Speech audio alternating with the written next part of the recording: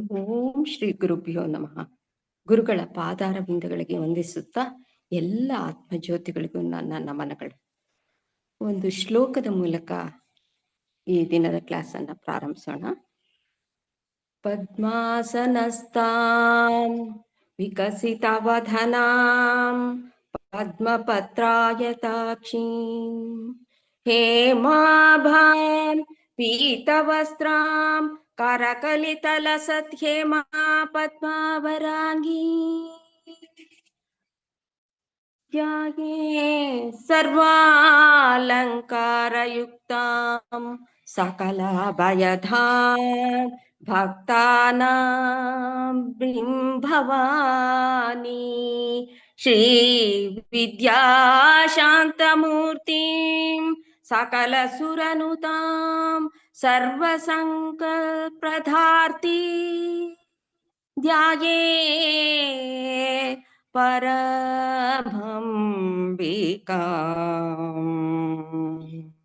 ಧ್ಯಾಯೇ ಪರಮಂಬಿಕಾಂ.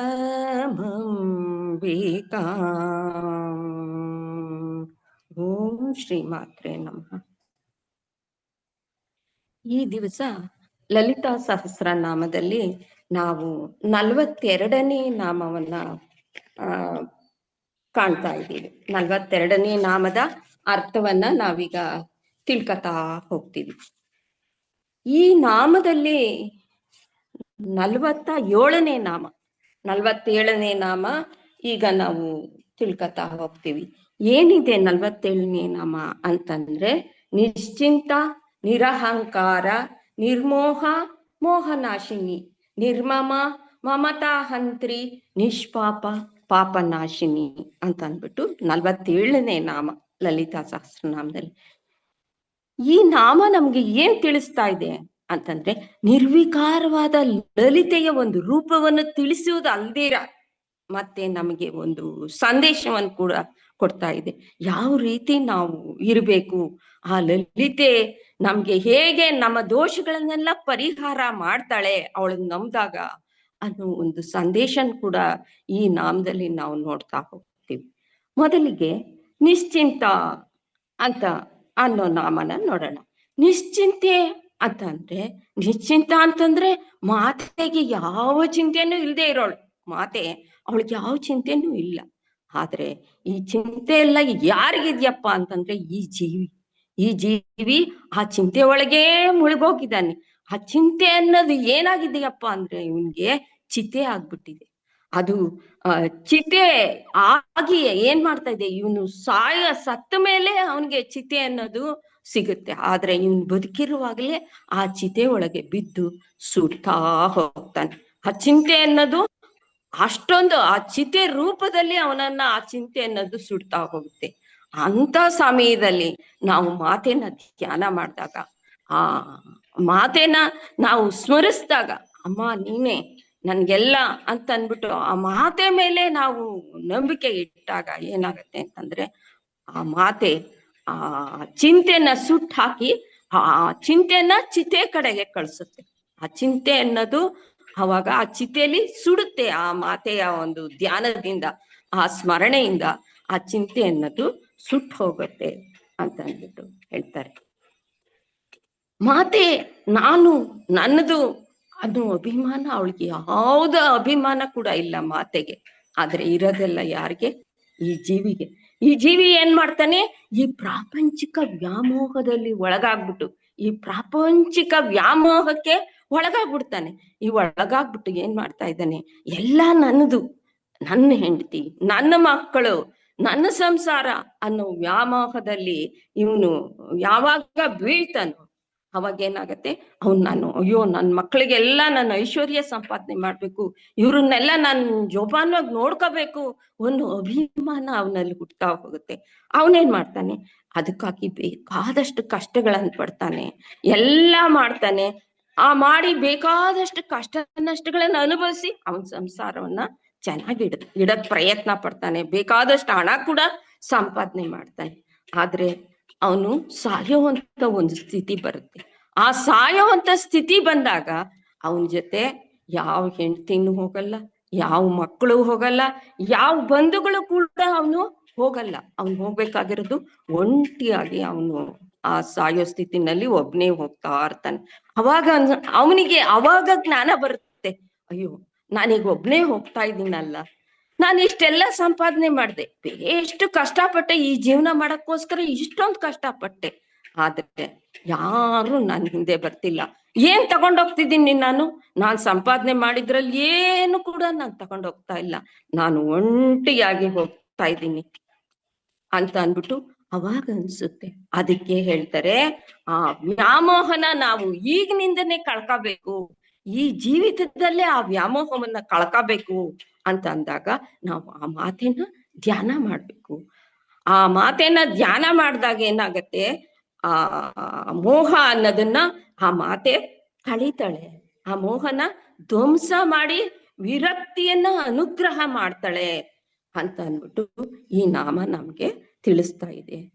ಮತ್ತೆ ಈ ಚಿಂತೆ ಅನ್ನೋದನ್ನ ನಾವು ಯಾವಾಗ್ಲೂ ಕೆಟ್ಟದ್ದಕ್ಕೆ ಯೋಚನೆ ಮಾಡ್ತಾ ಇದ್ವಿ.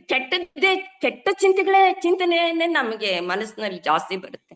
ಈ ಮನುಷ್ಯ ಅಂದಾಗ ಇವನೇನ್ ಮಾಡ್ತಾನೆ, ಕೆಟ್ಟ ಚಿಂತೆಗಳನ್ನೇ ಜಾಸ್ತಿ ಮಾಡ್ತಾ ಹೋಗ್ತಾನೆ. ಅಂತ ಒಂದು ಚಿಂತನೆಯನ್ನ ಬಿಡಬೇಕು, ಆ ಕೆಟ್ಟ ಚಿಂತನೆಗಳನ್ನ ಬಿಡಬೇಕು. ಇದಕ್ಕೆ ಒಂದು ಉದಾಹರಣೆ ಅಂತಂದ್ರೆ, ಇಬ್ರು ಬುದ್ಧನ ಅನುಯಾಯಿಗಳಿರ್ತಾರೆ, ಇಬ್ರು ಶಿಷ್ಯರು ಬುದ್ಧನ ಅನುಯಾಯಿಗಳೇನ್ ಮಾಡ್ತಾರೆ, ಒಂದು ಸಮುದ್ರದ ದಡದಲ್ಲಿ ನಿಂತಿರ್ತಾರೆ. ಯಾತಕ್ಕೆ, ಆ ದಡನ ದಾಟಿ ಮುಂದಿನ ದಡಕ್ಕೆ ಹೋಗ್ಬೇಕು ಅನ್ನೋ ಕಾರಣಕ್ಕೆ ಅವ್ರಿಬ್ರು ಅಲ್ಲಿ ನಿಂತಿರ್ತಾರೆ. ಅಲ್ಲಿಗೆ ಒಬ್ಬ ಮಹಿಳೆ ಬರ್ತಾಳೆ.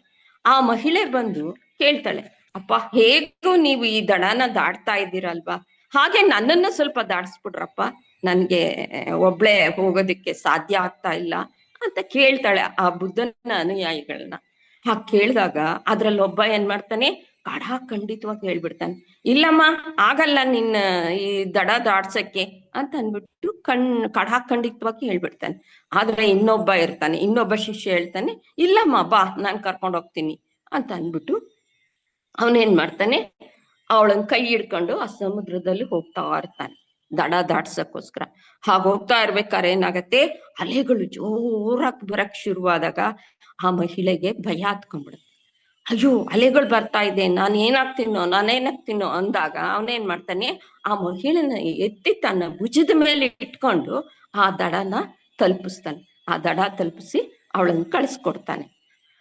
ಆಗ ಇನ್ನೊಬ್ಬ ಶಿಷ್ಯ ಇರ್ತಾನಲ್ಲ ಇವನ್ ಪಕ್ಕ, ಇವನ ಫ್ರೆಂಡು, ಅವನು ಹೇಳ್ತಾನೆ, ಎಂಥ ಕೆಲ್ಸ ಮಾಡ್ಬಿಟ್ಟಪ್ಪ ನೀನು, ಆ ಮಹಿಳೆನ ಮುಟ್ಟಿ ಅವಳನ್ನ ಹೆಗಲ್ ಮೇಲೆ ಹೊತ್ಕೊಂಡ್ಬಂದು ಇಲ್ಲಿಗ್ ಬಿಟ್ಟಲ್ಲ, ಇದು ಅನ್ಯಾಯ ಅಲ್ವಾ, ಪಾಪದ ಕೆಲ್ಸ ಅಲ್ವಾ ಇದು, ಬುದ್ಧ ನಿನ್ನನ್ನು ಖಂಡಿತವಾಗ್ಲೂ ಕ್ಷಮಿಸಲ್ಲ ಅಂತ ಹೇಳ್ತಾನೆ. ಅಯ್ಯಯ್ಯೋ ಯಾಕಪ್ಪ ಹೀಗೆ ಹೇಳ್ತಾ ಇದ್ಯಾ, ಹಾಗಾದ್ರೆ ನೀನ್ ಮಾಡ್ತಾ ಇರೋದ್ ಸರಿಯಾಗಿದ್ಯಾ, ನಾನೇನೋ ಆ ಮಹಿಳೆನ ಕರ್ಕೊಂಬಂದೆ, ಹೆಗಲ್ ಮೇಲೆ ಹೊತ್ಕೊಂಬಂದೆ, ಮುಟ್ಟದೆ, ಆ ಮಹಿಳೆನ ಮನೆಗೂ ಕಳಿಸಿದ್ದಾಯ್ತು, ಆದ್ರೆ ಇನ್ನೂ ನೀನ್ ಅದನ್ನ ಮನಸ್ಸಿನಲ್ಲಿ ಇಟ್ಕೊಂಡು ಇವಾಗ ಕೇಳ್ತಾ ಇದೆಯಲ್ಲ, ಆ ಮಹಿಳಾ ಬಗ್ಗೆನೆ ನೀನ್ ಚಿಂತೆ ಮಾಡ್ತಾ ಇದೆಯಲ್ಲ, ಇದು ತಪ್ಪಲ್ವಾ ಅಂತ ಕೇಳ್ತಾನೆ.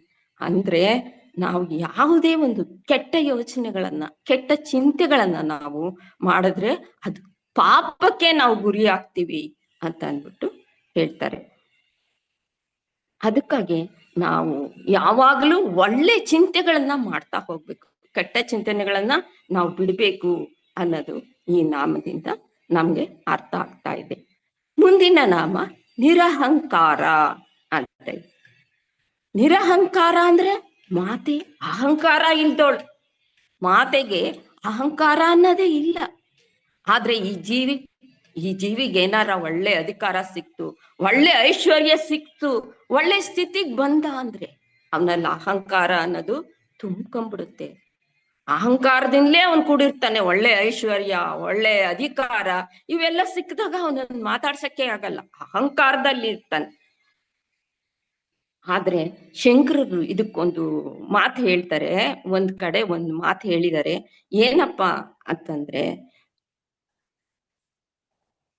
ಹೇ ಮನುಜ, ನೀನ್ ಯಾಕಪ್ಪ ಇದ್ ಮಾಡ್ತಾ ಇದ್ಯಾ, ನಿನ್ಗೆ ಅಧಿಕಾರ ಇದೆ, ಇವತ್ತು ಹಣ ಇದೆ, ಎಲ್ಲ ಇದೆ, ಎಲ್ಲ ನನ್ನೋರು, ಇವರೆಲ್ಲ ನನ್ನೋರು, ನನ್ನ ಬಂಧುಗಳು, ನನ್ನ ಹೆಂಡತಿ, ನನ್ನ ಮಕ್ಕಳು ಅಂತ ಅಂದ್ಬಿಟ್ಟು ನೀನ್ ಯೋಚನೆ ಮಾಡ್ತಾ ಇದ್ಯ. ಇವಾಗ ನಿನಗೆ ಅದಕ್ ನಡೀತಾ ಇದೆ. ಆ ಪರಮಾತ್ಮ ನಿನ್ಗೆ ಒಳ್ಳೆ ಕಾಲ ಕೊಟ್ಟಿದ್ದಾನೆ, ನಡೀತಾ ಇದೆ. ಅದ್ರಿಂದ ಎಲ್ಲ ಏನ್ ಮಾಡ್ತಾರೆ, ಬಂದು ನಿನ್ನನ್ನ ಹೊಗಳ್ತಾರೆ, ಹಾಡ್ತಾರೆ, ನಿನ್ ಜೊತೆನೆ ಇರ್ತಾರೆ. ಅಕಸ್ಮಾತ್ ನಿನ್ನ ಕಾಲ ಏನೋ ಕೆಟ್ಟಿತ್ತು ಅಂತ ಅಂದ್ರೆ ಯಾವ ಬಂಧುಗಳು ಬರಲ್ಲ, ಯಾವ ಮಕ್ಕಳು ಬರಲ್ಲ, ಯಾವ ಹೆಂಡತಿನೂ ನಿನ್ ಜೊತೆಗ್ ಬರಲ್ಲ. ಅದಕ್ಕೆ ನಾವು ಆ ಅಹಂಕಾರ ಅನ್ನೋದನ್ನ ನಾವು ಬಿಡ್ಬೇಕು. ಅಹಂಕಾರದಲ್ಲಿ ಎಲ್ಲಾ ನಂದೆ, ಎಲ್ಲಾ ನನ್ನೋರು ಅನ್ನೋ ಅಹಂಕಾರನ ನಾವು ಇಟ್ಕೋಬಾರ್ದು ಅಂತ ಅಂದ್ಬಿಟ್ಟು ಶಂಕರರು ಹೇಳ್ತಾರೆ. ಅದಕ್ಕೆ ನಾನು ಅನ್ನೋ ಅಹಂಕಾರ ಈ ಮನುಷ್ಯನ್ಗೆ ಇರ್ಬಾರ್ದು.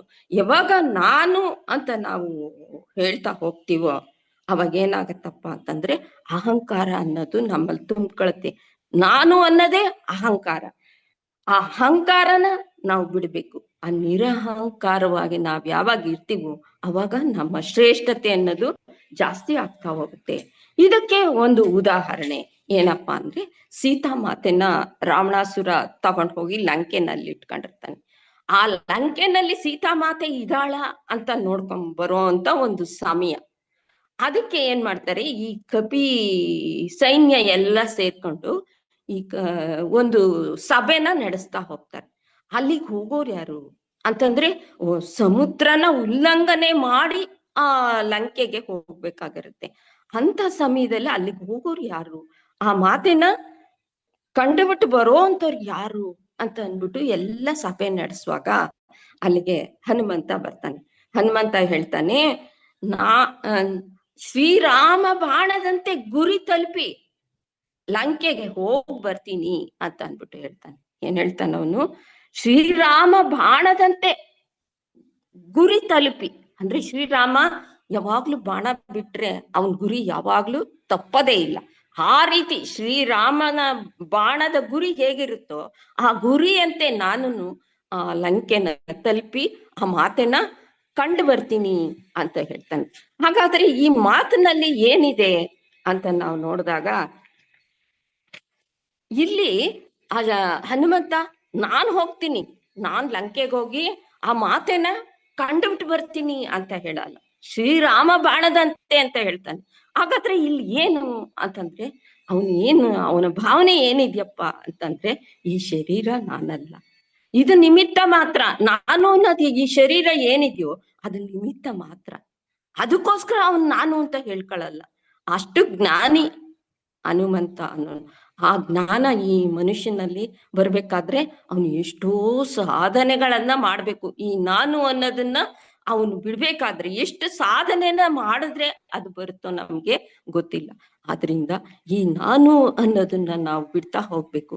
ಅದರಿಂದ ಹೇಳ್ತಾನೆ ಆ ಹನುಮಂತ, ನಾನು ಅಂತ ಅವನು ಹೇಳ್ದಿರ ರಾಮ ಬಾಣದಂತೆ ಗುರಿ ತಪ್ಪದೆ ನಾನು ಆ ಲಂಕೆನ ತಲುಪ್ತೀನಿ ಅಂತ ಹೇಳ್ತಾನೆ. ಮತ್ತೆ ಆ ಸಮುದ್ರನ ಉಲ್ಲಂಘನೆ ಮಾಡಿ ಅಲ್ಲಿ ಅವನ್ ಸೇರ್ಬೇಕಾರೆ ಆ ಶಕ್ತಿ ಅನ್ನೋದು ಯಾವ್ದಿದ್ಯೋ ಅದು ನನ್ನ ಶಕ್ತಿ ಅಲ್ಲ, ಆ ರಾಮನ ಶಕ್ತಿ. ಆ ರಾಮನ ಶಕ್ತಿ ನನ್ನಲ್ಲಿರೋದ್ರಿಂದ ನಾನು ಆ ಸಮುದ್ರವನ್ನ ಉಲ್ಲಂಘನೆ ಮಾಡಿ ಆ ಲಂಕೆಗೆ ಹೋಗಿ ಆ ಮಾತೆನ್ನ ಕಂಡು ಬರ್ತೀನಿ ಅಂತ ಅಂದ್ಬಿಟ್ಟು ಹೇಳ್ತಾನೆ. ಅದಕ್ಕೋಸ್ಕರ ಈ ಮನುಜ ಕೂಡ ಈ ನಾನು ಅನ್ನೋ ಅಹಂಕಾರವನ್ನ ಬಿಡ್ಬೇಕು.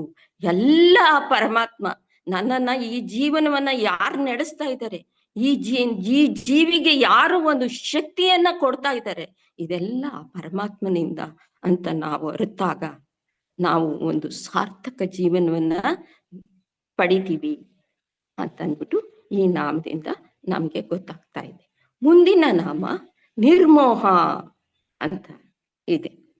ನಿರ್ಮೋಹ ಅಂತಂದ್ರೆ ಮಾತೆ ಮೋಹರಹಿತಳು, ಅವಳಿಗೆ ಮೋಹ ಅನ್ನೋದು ಇಲ್ವೇ ಇಲ್ಲ. ಇದೆಲ್ಲ ಯಾರಲ್ಲಿದೆ? ಈ ಮೋಹ ಅನ್ನೋದು ಈ ಜೀವಿನಲ್ಲಿ ಮಾತ್ರ ನಾವು ನೋಡ್ತಾ ಇರ್ತೀವಿ. ಈ ಜೀವಿನಲ್ಲಿ ಮಾತ್ರ ಇವನು ಮೋಹಕ್ಕೆ ಒಳಗಾಗ್ಬಿಟ್ಟಿದ್ದಾನೆ, ಹುಟ್ಟುತ್ತಾನೆ ಇವನು ಮೋಹದಲ್ಲಿ ಬಿದ್ದು ಬಂದಿದ್ದಾನೆ. ಆದ್ರೆ ಆ ಮಾತೆಗೆ ಯಾವ ಮೋಹ ಕೂಡ ಇಲ್ಲ. ಈ ಜೀವಿಯಲ್ಲಿ ನಾವು ಎರಡು ಮೋಹಗಳನ್ನ ನೋಡ್ತಾ ಹೋಗ್ತೀವಿ. ಎರಡು ಯಾವ್ದಪ್ಪ ಅಂತಂದ್ರೆ, ಒಂದು ವಿಕ್ಷೇಪ, ಇನ್ನೊಂದು ಆವರಣ ಅನ್ನೋ ಎರಡು ಒಂದು ಏನು ಮೋಹಗಳನ್ನ, ಮಾಯೆನ ನಾವು ಈ ಜೀವಿನಲ್ಲಿ ಕಾಣ್ತೀವಿ. ವಿಕ್ಷೇಪ ಮತ್ತು ಆವರಣ ಅನ್ನೋ ಮಾಯೆಗಳನ್ನ ನಾವು ಈ ಮನುಷ್ಯನಲ್ಲಿ ಕಾಣ್ತೀವಿ. ಆವರಣ ಅಂತ ಅಂದ್ರೆ ಏನಪ್ಪಾ ಅಂತಂದ್ರೆ ಸತ್ಯವನ್ನ ತಿಳಿಯದೆ ಹೋಗೋದು. ಏನು ಸತ್ಯವನ್ನ ತಿಳಿಯದೆ ಹೋಗೋದು ಅಂತಂದ್ರೆ ಯಾವುದು ಅಸತ್ಯ ಅಂತಂದ್ರೆ, ಇರುವ ಸತ್ಯ ಯಾವ್ದದು ಅಂತಂದ್ರೆ ಈ ಆತ್ಮತತ್ವ ಅನ್ನೋದು ಏನಿದೆಯೋ, ಈ ಆತ್ಮತತ್ವ ಅನ್ನೋದನ್ನ ಮರೆಮಾಚಿ ಆ ಸತ್ಯವನ್ನ ಮರೆಮಾಚೋದ್ ಯಾವ್ದಿದ್ಯೋ ಅದನ್ನ ಆವರಣ ಅಂತ ಅಂದ್ಬಿಟ್ಟು ಕರೀತಾರೆ. ವಿಕ್ಷೇಪ ಅಂತಂದ್ರೆ ಏನು, ಈ ವಿಶ್ವ ಏನಿದೆ, ಈ ನಾನು ಅನ್ನೋದೇನಿದೆ, ಈ ಜೀವ ಏನಿದೆ ಈ ಪ್ರಪಂಚದಲ್ಲಿ, ಈ ಮನುಷ್ಯ ಅನ್ನೋದೇನಿದೆ, ಇವನ್ನೆಲ್ಲ ಏನ್ ಮಾಡ್ತಾ ಇದೆ, ಆ ಭ್ರಮೆಯಲ್ಲಿ ವ್ಯಕ್ತಪಡಿಸ್ತಾ ಇದೆ. ಇದು ನಿಜವಾದದ್ದು, ಈ ಪ್ರಪಂಚ ಅನ್ನೋದು ಸತ್ಯವಾದದ್ದು, ಈ ಜೀವ ಅನ್ನೋದೇನಿದೆಯೋ ಇದು ಸತ್ಯವಾದದ್ದು ಅನ್ನೋ ಭ್ರಮೆಯಲ್ಲಿ ನಮ್ಮನ್ನ ಯಾವುದು ಅದನ್ನೇ ಸತ್ಯವಾಗಿ ಎತ್ತಿ ಹಿಡಿತಾ ಇದೆಯೋ ಅದನ್ನ ನಾವೇನಂತೀವಿ, ವಿಕ್ಷೇಪ ಅಂತ ಕರಿತೀವಿ. ಈ ಎರಡು ಮಾಯೆಗಳಿಂದ ನಾವು ದೂರ ಆಗ್ಬೇಕಂದ್ರೆ ಈ ಆವರಣ ಮತ್ತು ವಿಕ್ಷೇಪ ಯಾವುದು ಇರೋದನ್ನ ಇಲ್ದೇ ಇರೋದನ್ನ ಇದ್ದಂತೆ ಯಾವ್ದು ತೋರಿಸ್ತಾ ಇದೆಯೋ ಈ ಮಾಯೆ ಅನ್ನೋದು, ಇದರಿಂದ ನಾವು ಪಾರಾಗ್ಬೇಕು ಅಂತಂದ್ರೆ ನಾವೇನ್ ಮಾಡ್ಬೇಕು, ಆ ಮಾತೆನ ಧ್ಯಾನ ಮಾಡ್ಬೇಕು. ಅವಳನ್ನ ಸ್ಮರಿಸಿದ್ರೆ ಈ ಮಾಯೆಯಿಂದ ನಮ್ಮನ್ನ ದೂರ ಮಾಡ್ತಾಳೆ, ಆ ಜ್ಞಾನ ಅನ್ನೋದನ್ನ ನಮಗ್ ಕೊಡ್ತಾಳೆ ಅಂತ ಅಂದ್ಬಿಟ್ಟು ಈ ನಾಮದಿಂದ ನಮ್ಗೆ ಗೊತ್ತಾಗ್ತಾ ಇದೆ. ಮುಂದಿನ ನಾಮ ಮೋಹನಾಶಿನಿ ಅಂತ. ಏನ್ ಈ ಮೋಹ, ಈ ಮಾಯೆ ಅಂತ ನಾವು ಇಷ್ಟೊತ್ತು ಹೇಳಿದ್ವು, ಈ ಮಾಯೆಯಲ್ಲಿ ನಾವು ಬಿದ್ದಿದ್ದೀವಿ. ಯಾವುದು ಈ ಸತ್ಯವಾದಂತನ್ನ ಮರೆಮಾಚಿ ಅಸತ್ಯವಾದದ್ದನ್ನ ಮಿಥ್ಯವಾದಂಥದ್ದನ್ನ ನಮ್ಗೆ ಏನ್ ತೋರಿಸ್ತಾ ಇದೆಯೋ ಇದನ್ನ ನಾಶ ಮಾಡೋ ಅಂತಳು ಮೋಹನಾಶಿನಿ. ಈ ಮೋಹನ ನಾಶ ಮಾಡೋ ಅಂತಳು ಆ ಮಾತೆ ಅಂತ ಅಂದ್ಬಿಟ್ಟು ನಮ್ಗೆ ಈ ನಾಮದಿಂದ ಗೊತ್ತಾಗ್ತಾ ಇದೆ. ಮೋಹನಾಶಿನಿ ಅಂದ್ರೆ ಏನು, ಪತ್ನಿ ಪುತ್ರ ಈ ಪ್ರಾಪಂಚಿಕ ವಿಷಯ ಭೋಗಗಳೇನಿದೆಯೋ ಈ ಮೋಹನೆಲ್ಲ ಆ ಮಾತೆನ ನಾವು ನಂಬಿದಾಗ ಅವಳು ನಮ್ಮನ್ನ ಆ ಮೋಹದಿಂದ ಪರಿಹಾರ ಮಾಡ್ತಾಳೆ, ಆ ಮೋಹನ ನಮ್ಮಲ್ಲಿ ಬಿಡಿಸ್ತಾಳೆ ಅಂತ ಅಂದ್ಬಿಟ್ಟು ಈ ನಾಮ ತಿಳಿಸ್ತಾ ಇದೆ. ಈ ಮೋಹಕ್ಕೆ ದೇವಿ ಭಾಗವತದಲ್ಲಿ ಹೇಳ್ತಾರೆ, ಈ ಮೋಹಕ್ಕೆ ಈ ಜಗತ್ತಿನಲ್ಲಿ ಬಿದ್ದೋರೇ ಇಲ್ಲ ಅಂತ ಮೋಹ ಅಷ್ಟೊಂದು ಶಕ್ತಿಯುತವಾಗಿದೆ. ಯಾರ್ಯಾರಿದ್ದಾರೆ, ಎಂತ ಮಹಾಜ್ಞಾನಿಗಳು, ತಪಸ್ವಿಗಳು, ದೇವತೆಗಳು, ಯೋಗಿಗಳು, ಅವರೆಲ್ಲರೂ ಕೂಡ ಈ ಮೋಹದಲ್ಲಿ ಬಿದ್ದು ಭ್ರಷ್ಟರಾಗಿದ್ದಾರೆ ಅಂತ ಅಂದ್ಬಿಟ್ಟು ಆ ದೇವಿ ಭಾಗವತದಲ್ಲಿ ತಿಳಿಸ್ತಾರೆ. ಅಂದ್ರೆ ಮೋಹ ಅನ್ನೋದು ಎಲ್ರನ್ನು ಈ ಜಗತ್ತಿನಲ್ಲಿ ಎಲ್ರನ್ನು ಆವರಿಸ್ಬಿಡುತ್ತೆ. ಎಷ್ಟೇ ಅವರು ಎಚ್ಚರಿಕೆಯಾಗಿದ್ರು ಕೂಡ ಒಂದೊಂದು ಸಮಯದಲ್ಲಿ ಆ ಮೋಹಕ್ಕೆ ಬಿದ್ದು ಅವರು ತಮ್ಮ ಇದನ್ನ ಕಳ್ಕೋಬೇಕಾಗತ್ತೆ ಅಂತ ಅಂದ್ಬಿಟ್ಟು ದೇವಿ ಭಾಗವತದಲ್ಲಿ ಹೇಳ್ತಾರೆ. ಇದಕ್ಕೆ ಒಂದು ಉದಾಹರಣೆ ಅಂತ ಅಂದ್ರೆ ಒಂದು ಇದ್ರಲ್ಲಿ ಸಂದೋಪಸಂದ ಅಂತ ಅಂದ್ಬಿಟ್ಟು ಇಬ್ರು ರಾಕ್ಷಸರು, ಅಣ್ಣ ತಮ್ಮಂದಿರು, ಅವ್ರು ರಾಕ್ಷಸರು ಇರ್ತಾರೆ. ಅವ್ರೇನ್ ಮಾಡ್ತಿರ್ತಾರೆ, ಅವ್ರು ತುಂಬಾ ಬಲಿಷ್ಠರು, ಶಕ್ತಿವಂತರು. ಅವ್ರೇನ್ ಮಾಡ್ತಾ ಇರ್ತಾರೆ, ದೇವತೆಗಳಿಗೆ ತುಂಬಾ ಕಾಟ ಕೊಡಕ್ ಶುರು ಮಾಡ್ಬಿಡ್ತಾರೆ. ಆ ದೇವತೆಗಳು ಇವ್ರ ಕಾಟನ ಸಹಿಸಕ್ಕೆ ಸಾಧ್ಯ ಆಗದಷ್ಟು ಒಂದು ತೊಂದರೆಯನ್ನ ಇವ್ರು ಕೊಡ್ತಾ ಹೋಗ್ತಾರೆ. ಈ ಇಬ್ರು ಅಣ್ಣ ತಮ್ಮಂದಿರು ಸಂದೋಪಸಂದ ಅನ್ನೋ ಈ ರಾಕ್ಷಸರು ಆ ದೇವತೆಗಳಿಗೆ ಅಷ್ಟೊಂದು ಕಷ್ಟನ ಕೊಡ್ತಾ ಹೋಗ್ತಾರೆ.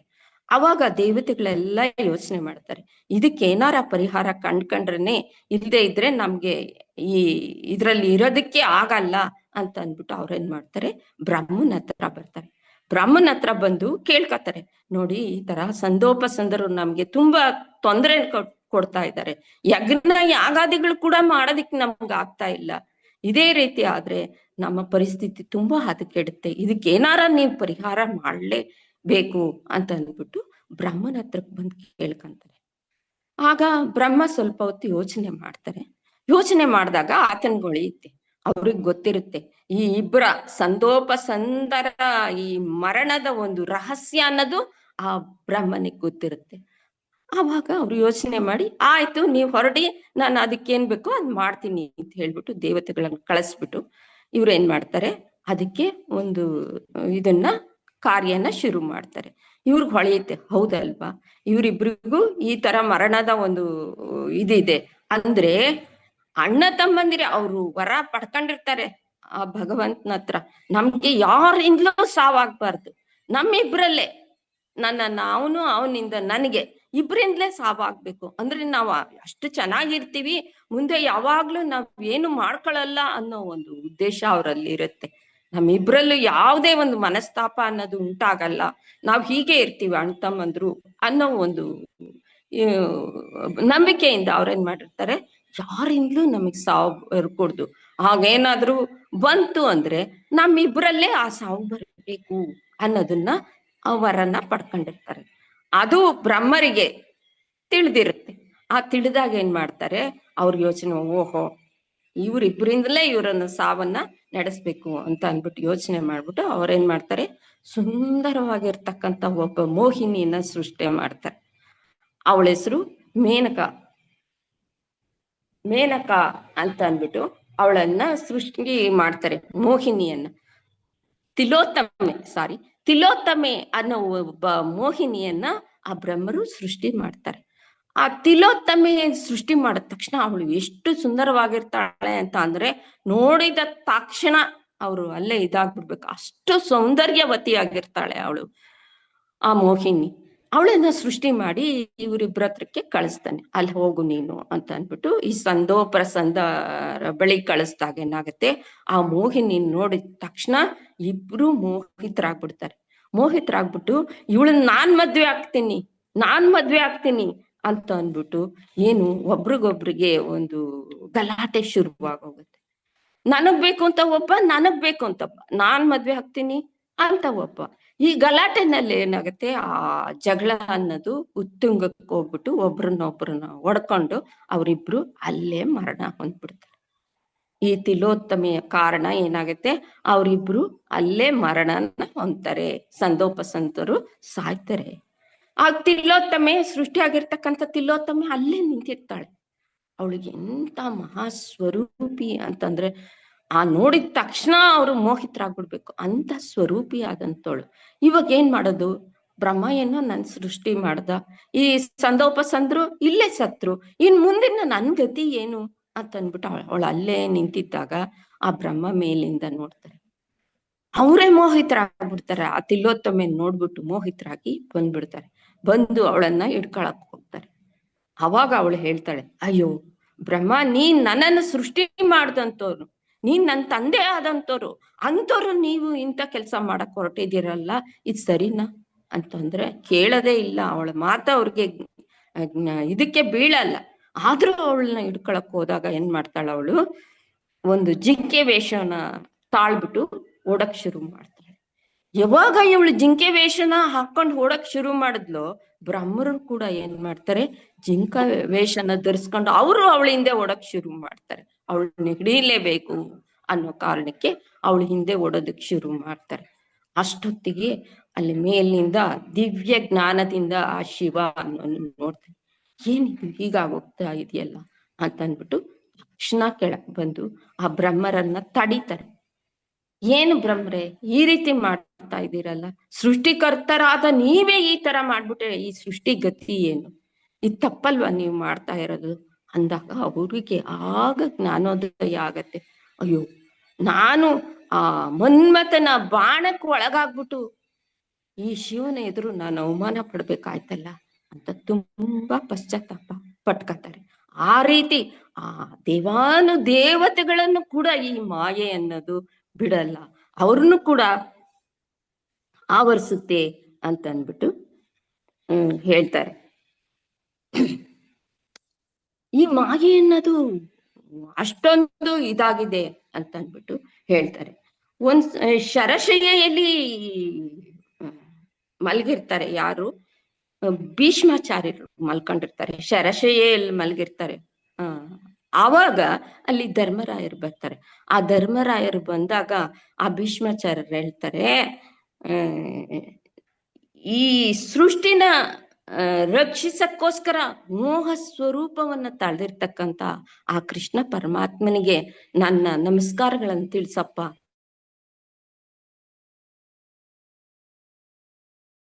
ಅಂದ್ರೆ ಈ ಸೃಷ್ಟಿ ಅನ್ನೋದು ಈ ಮೋಹದಿಂದ ತುಂಬಿದೆ ಅಂತ ಅಂದ್ಬಿಟ್ಟು ನಮ್ಗೆ ಅವಾಗ ಅರ್ಥ ಆಗತ್ತೆ. ಈ ಮೋಹ ಅನ್ನೋದು ಇಷ್ಟೊಂದು ಇದಾಗಿದೆ. ಮೋಹ ನಾಶಿನಿ ಅಂತ ನಾವ್ ಈ ಮಾತನ್ನ ಕರಿತಾ ಇದ್ದೀವಿ, ಆದ್ರೂ ಇವಳು ಮೋಹ ಸ್ವರೂಪಿಣಿಯಾಗಿದ್ದಾಳಲ್ಲ. ಯಾಕೆ ಮೋಹ ನಾಶಿನಿ ಅಂತ ಕರಿತಿದ್ವಿ ಈ ಮಾತನ್ನ, ಆದ್ರೂ ಇವಳು ಮೋಹ ಸ್ವರೂಪಿಣಿ ಆಗಿದ್ದಾಳಲ್ಲ ಯಾಕೆ ಅನ್ನೋ ಒಂದು ಭಾವನೆ, ಒಂದು ಪ್ರಶ್ನೆ ನಮ್ಮಲ್ಲಿ ಉಟ್ಕೊಳತ್ತೆ ಅಲ್ವಾ. ಯಾಕೆ ಇವಳು ಆ ಮೋಹನ ನಮ್ಮಲ್ಲಿ ಕೊಡ್ಬೇಕು ಅನ್ನೋ ಒಂದು ಪ್ರಶ್ನೆ ನಮ್ಮಲ್ಲಿ ಉಟ್ಕೊಳತ್ತೆ ಸಾಮಾನ್ಯವಾಗಿ. ಇದಕ್ಕೆ ಒಂದು ಉದಾಹರಣೆ ಏನಪ್ಪಾ ಅಂತಂದ್ರೆ, ಒಬ್ಬ ಆ ಏನು ಒಬ್ಬ ಮಹಿಳೆ ಇರ್ತಾಳೆ. ಅವಳು ಏನ್ ಮಾಡಿರ್ತಾಳೆ, ಅವಳಿಗೆ ಪ್ರಸವ ವೇದನೆ, ಆ ಪ್ರಸವ ವೇದನೆ ಅನ್ನೋದು ಶುರುವಾಗಿರುತ್ತೆ. ಅವಳೇನ್ ಮಾಡ್ತಾಳೆ, ಆಸ್ಪತ್ರೆಗೆ ಹೋಗ್ತಾಳೆ.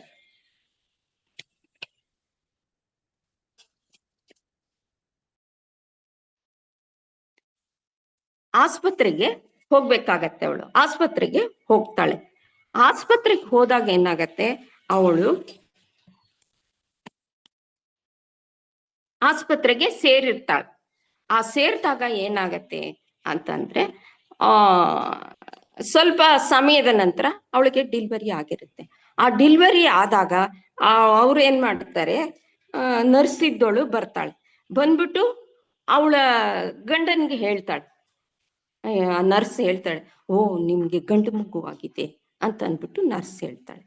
ಅವಾಗ ಆ ಗಂಡಸು, ಆ ಗಂಡ ಅನ್ನೋನು ಏನ್ ಹೇಳ್ಬೇಕು, ಸಾಮಾನ್ಯವಾಗಿ ಎಷ್ಟೋ ಖುಷಿ ಪಡ್ತಾರಲ್ವಾ, ನಂಗ್ ಗಂಡು ಮಗು ಆಗಿದ್ಯಾ ಅಂತ ಹೇಳೋದು ಸರ್ವೇ ಸಾಮಾನ್ಯ, ಎಲ್ರೂ ಒಂಥರ ಖುಷಿ ಪಡೋವಂಥದ್ದು. ಆದ್ರೆ ಈ ಗಂಡ ಏನ್ ಮಾಡ್ತಾನೆ, ಅಯ್ಯೋ ನನ್ಗೆ ಗಂಡು ಮಗು ಆಯ್ತಾ, ಇದೇನಪ್ಪ ಕರ್ಮ, ನನ್ಗೆ ಆ ಮಗುನೂ ಸಾಕ್ಬೇಕಲ್ಲ, ಇನ್ನು ಅದನ್ ಸಾಕದ್ ಬೇರೆ ನನ್ ಹೊರೆ ನನಗ್ ಬಂತ ಅಂತಾನೆ.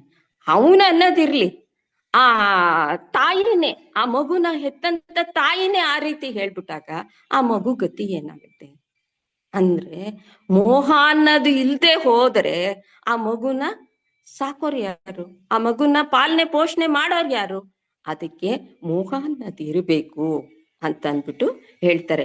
ಎಷ್ಟಿರ್ಬೇಕು, ಎಷ್ಟು ಬೇಕೋ ಅಷ್ಟನ್ನೇ ನಾವ್ ಇಟ್ಕೊಂಡಿರ್ಬೇಕು ಜೀವನದಲ್ಲಿ. ಮೋಹ ಅನ್ನೋದನ್ನ ಎಷ್ಟು ಬೇಕೋ ಅಷ್ಟನ್ನ ಇಟ್ಕೊಳ್ಳೇಬೇಕು. ಮೋಹ ಅನ್ನೋದು ಬೇಕೇ ಬೇಕು, ಅದನ್ನ ಇಟ್ಕೋಬೇಕು. ಆದ್ರೆ ಅದನ್ನ ಎಷ್ಟು ಬೇಕೋ ಅಷ್ಟನ್ನೇ ನಾವು ಉಪಯೋಗ ಮಾಡ್ಕೋಬೇಕು ಅನ್ನೋದು ಈ ನಾಮದಿಂದ. ಜಾಸ್ತಿ ಮೋಹತರಾಗೋದು ಒಳ್ಳೇದಲ್ಲ, ಎಷ್ಟು ಬೇಕೋ ಅಷ್ಟನ್ನೇ ನಾವು ಮೋಹ ಇಟ್ಕೋಬೇಕು ಅಂತ ಅಂದ್ಬಿಟ್ಟು ಈ ನಾಮದಿಂದ ಮಾತೆ ನಮ್ಗೆ ತಿಳಿಸ್ತಾ ಇದ್ದಾಳೆ. ಭಗವದ್ಗೀತೆಯಲ್ಲಿ ಶ್ರೀಕೃಷ್ಣ ಪರಮಾತ್ಮ ಅರ್ಜುನನ್ನ ಯುದ್ಧಕ್ಕೆ ಸನ್ನದ್ಧರನ್ನಾಗಿ ಮಾಡ್ತಾನೆ. ಮಾಡ್ದಾಗ ಏನಾಗತ್ತೆ, ಶ್ರೀಕೃಷ್ಣ ಪರಮಾತ್ಮ ಹೇಳ್ತಾನೆ, ಯುದ್ಧ ಮಾಡು, ಸಿದ್ಧನಾಗು ಅಂತ ಹೇಳಿದಾಗ ಶ್ರೀಕೃಷ್ಣ ಪರಮಾತ್ಮ ಅರ್ಜುನನ್ಗೆ ಹೇಳ್ತಾನೆ. ಅರ್ಜುನನ್ಗೆ ಹೇಳ್ದಾಗ ಅರ್ಜುನ ಏನ್ ಮಾಡ್ತಾನೆ, ಅವನು ಹಿಂಜರಿತಾನೆ. ಅಯ್ಯೋ ಯುದ್ಧ ಮಾಡ್ಬೇಕಾ, ಈ ಯುದ್ಧದಲ್ಲಿ ಇರೋಂಥವ್ರೆಲ್ಲ ನನ್ನ ವಿರೋಧಿಗಳೆಲ್ಲ ನನ್ನ ಅಣ್ತಮ್ಮಂದ್ರು, ನನ್ನ ತಾತಂದ್ರು, ನನ್ನ ಬಂಧುಗಳು, ಇವರೆಲ್ಲ ಆಗಿರುವಾಗ ನಾನು ಯುದ್ಧ ಮಾಡೋ ಅವ್ರನ್ನೆಲ್ಲ ನಾನು ಸಾಯ್ಸಕ್ ಸಾಧ್ಯನಾ ಅಂತ ಅಂದ್ಬಿಟ್ಟು ಹಿಂಜರಿತಾನೆ. ಅವನೇನ್ ಮಾಡ್ತಾನೆ, ಶಸ್ತ್ರಾಸ್ತ್ರಗಳನ್ನ ಕೆಳಕ್ ಹಾಕ್ಬಿಟ್ಟು ಕುತ್ಕೊಂಡ್ಬಿಡ್ತಾನೆ. ಯುದ್ಧ ಮಾಡಕ್ಕೆ ಅವನು ಹಿಂಜರಿದ್ ಬಿಡ್ತಾನೆ. ಅಯ್ಯೋ ಇವರೆಲ್ಲ ನನ್ ಬಂಧುಗಳು, ನನ್ ಬಳಗ ಅನ್ನೋ ಮೋಹ, ಆ ಮೋಹದಿಂದ ಹಿಂಜರಿತಾನೆ. ಅವಾಗ ಏನ್ ಮಾಡ್ತಾರೆ, ಶ್ರೀಕೃಷ್ಣ ಪರಮಾತ್ಮ ಅವನಿಗೆ ಭಗವದ್ಗೀತೆಯ ಬೋಧನೆಯನ್ನ ಮಾಡ್ತಾರೆ. ಅವನಿಗೆ ಎಷ್ಟು ಬೇಕೋ ಅಷ್ಟು ಬೋಧನೆ ಮಾಡಿ, ಈಗಲಾದ್ರೂ ನೀನ್ ಯುದ್ಧ ಮಾಡ್ತೀಯೋ ಇಲ್ಲೋಪ್ಪ ಅರ್ಜುನ ಅಂತ ಕೇಳ್ತಾನೆ. ಅವಾಗ ಕೇಳಿದಾಗ ಅವನಿಗೆ ಅಲ್ಲಿ ಜ್ಞಾನ ಅನ್ನೋದು ಬಂದಿರುತ್ತೆ. ಅವಾಗ ಹೇಳ್ತಾನೆ, ಇಲ್ಲ ನಾನು ಯುದ್ಧಕ್ಕೆ ಸನ್ನದ್ಧನಾಗಿದ್ದೀನಿ, ನನ್ನಲ್ಲಿ ಏನ್ ಮೋಹ ಅನ್ನೋದಿತ್ತೋ ಆ ಮೋಹ ಎಲ್ಲ ನಾಶವಾಗಿದೆ, ನಾನು ಯುದ್ಧಕ್ಕೆ ರೆಡಿ ಆಗ್ತೀನಿ, ನಾನು ಯುದ್ಧ ಮಾಡ್ತೀನಿ ಅಂತ ಅಂದ್ಬಿಟ್ಟು ಅವನು ಮುಂದಕ್ಕೆ ಬರ್ತಾನೆ. ಆ ರೀತಿ ನಮ್ಗೆ ಆ ಮೋಹ ಅನ್ನೋದು ನಮ್ಮಲ್ಲಿ ಹೋಗ್ಬೇಕು, ಅತಿಯಾದ ಮೋಹ ನಮ್ಮಲ್ಲಿ ಬಿಡ್ಬೇಕು ಅಂದಾಗ ಆ ದೇವಿನ ನಾವು ಪ್ರಾರ್ಥನೆ ಮಾಡಿದಾಗ ಆ ಮೋಹ ಅನ್ನೋದನ್ನ ಅವಳು ತೊಲಗಿಸ್ತಾಳೆ ಅಂತ ಅಂದ್ಬಿಟ್ಟು ಈ ನಾಮದಿಂದ ನಮ್ಗೆ ಅರ್ಥ ಆಗತ್ತೆ. ಮುಂದಿನ ನಾಮ ನಿರ್ಮಮ, ಮಮತಾ ಹಂತ್ರಿ, ನಿಷ್ಪಾಪ, ಪಾಪನಾಶಿನಿ ಅಂತ ಅಂದ್ಬಿಟ್ಟು ಇದೆ. ಮಾತೆ ತನಗೋಸ್ಕರ ಯಾವ ಅಭಿಮಾನನೂ ಇಟ್ಕೊಂಡೇ ಇರೋಳು. ಅವಳಿಗೋಸ್ಕರ ಅವಳಿಗೆ ಏನ್ ಬೇಕು ಅವಳೇ ಎಲ್ಲವನ್ನು ಈ ಜೀವಿಗಳಿಗೆ ಕೊಡ್ತಾ ಇರ್ಬೇಕಾರೆ ಅವಳು ತನ್ನಗೋಸ್ಕರ ಅವಳು ಏನ್ ಇಟ್ಕೋತಾಳೆ? ಅವಳು ತನ್ನ ಬಗ್ಗೆ ಯಾವ ಅಭಿಮಾನನ ಇಟ್ಕೋತಾಳೆ?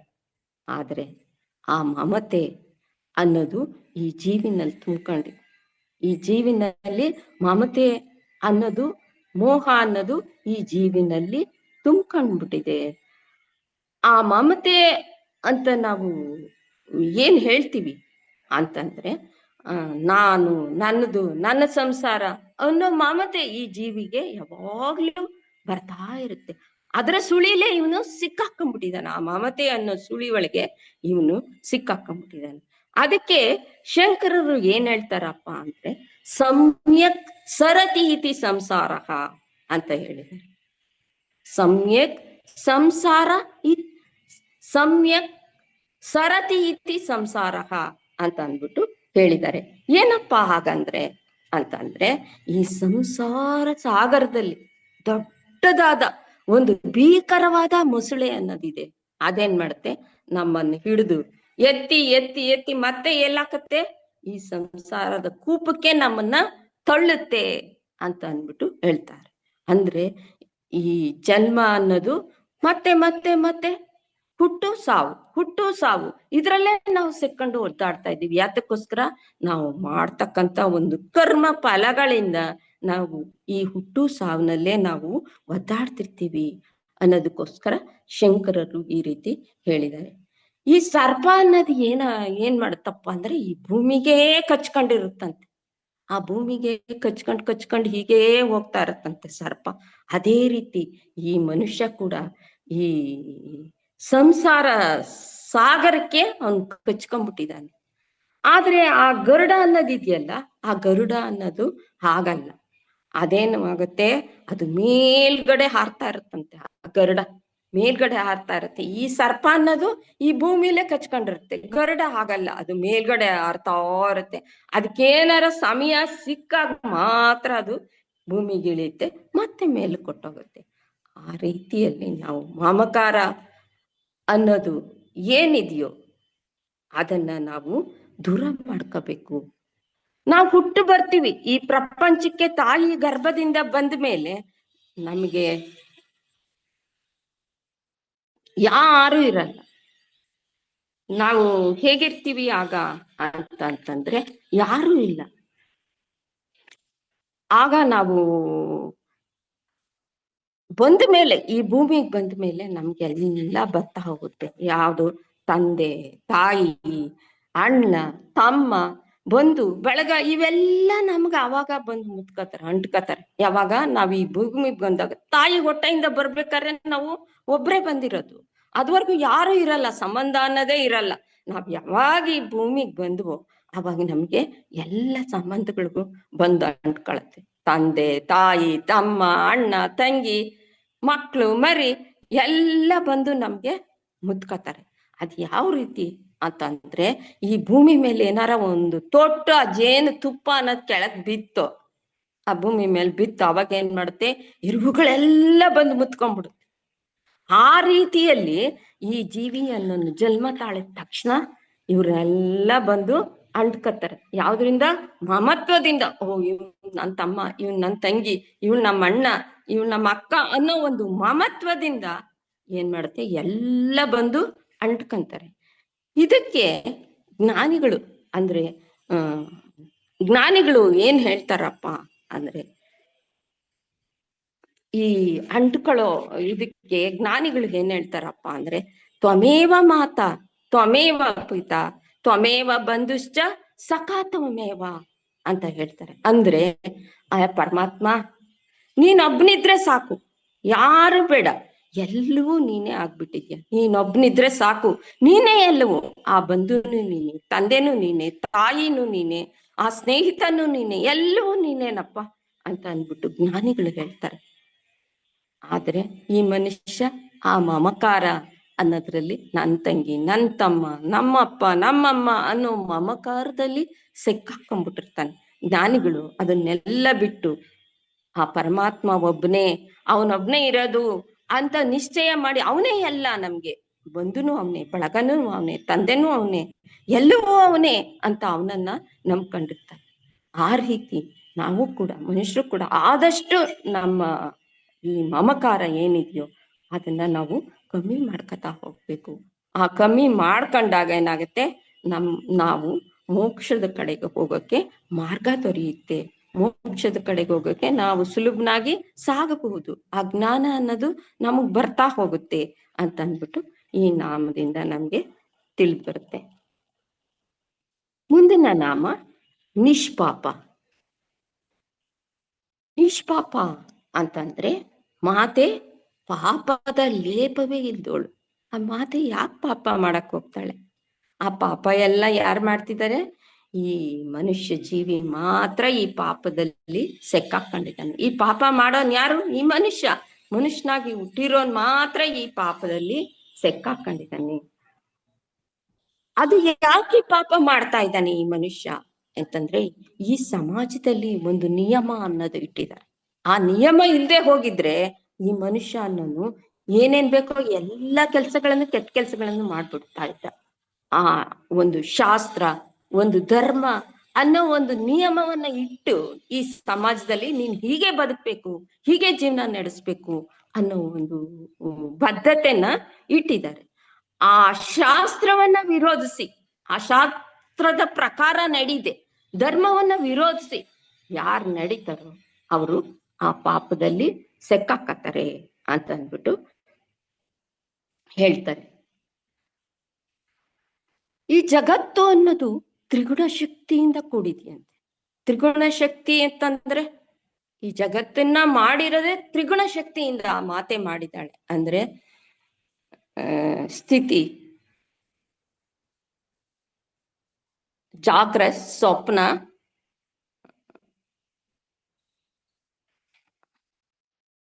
ಅಂತ ಅಂದ್ಬಿಟ್ಟು ಮಾಡಿದಾಳೆ.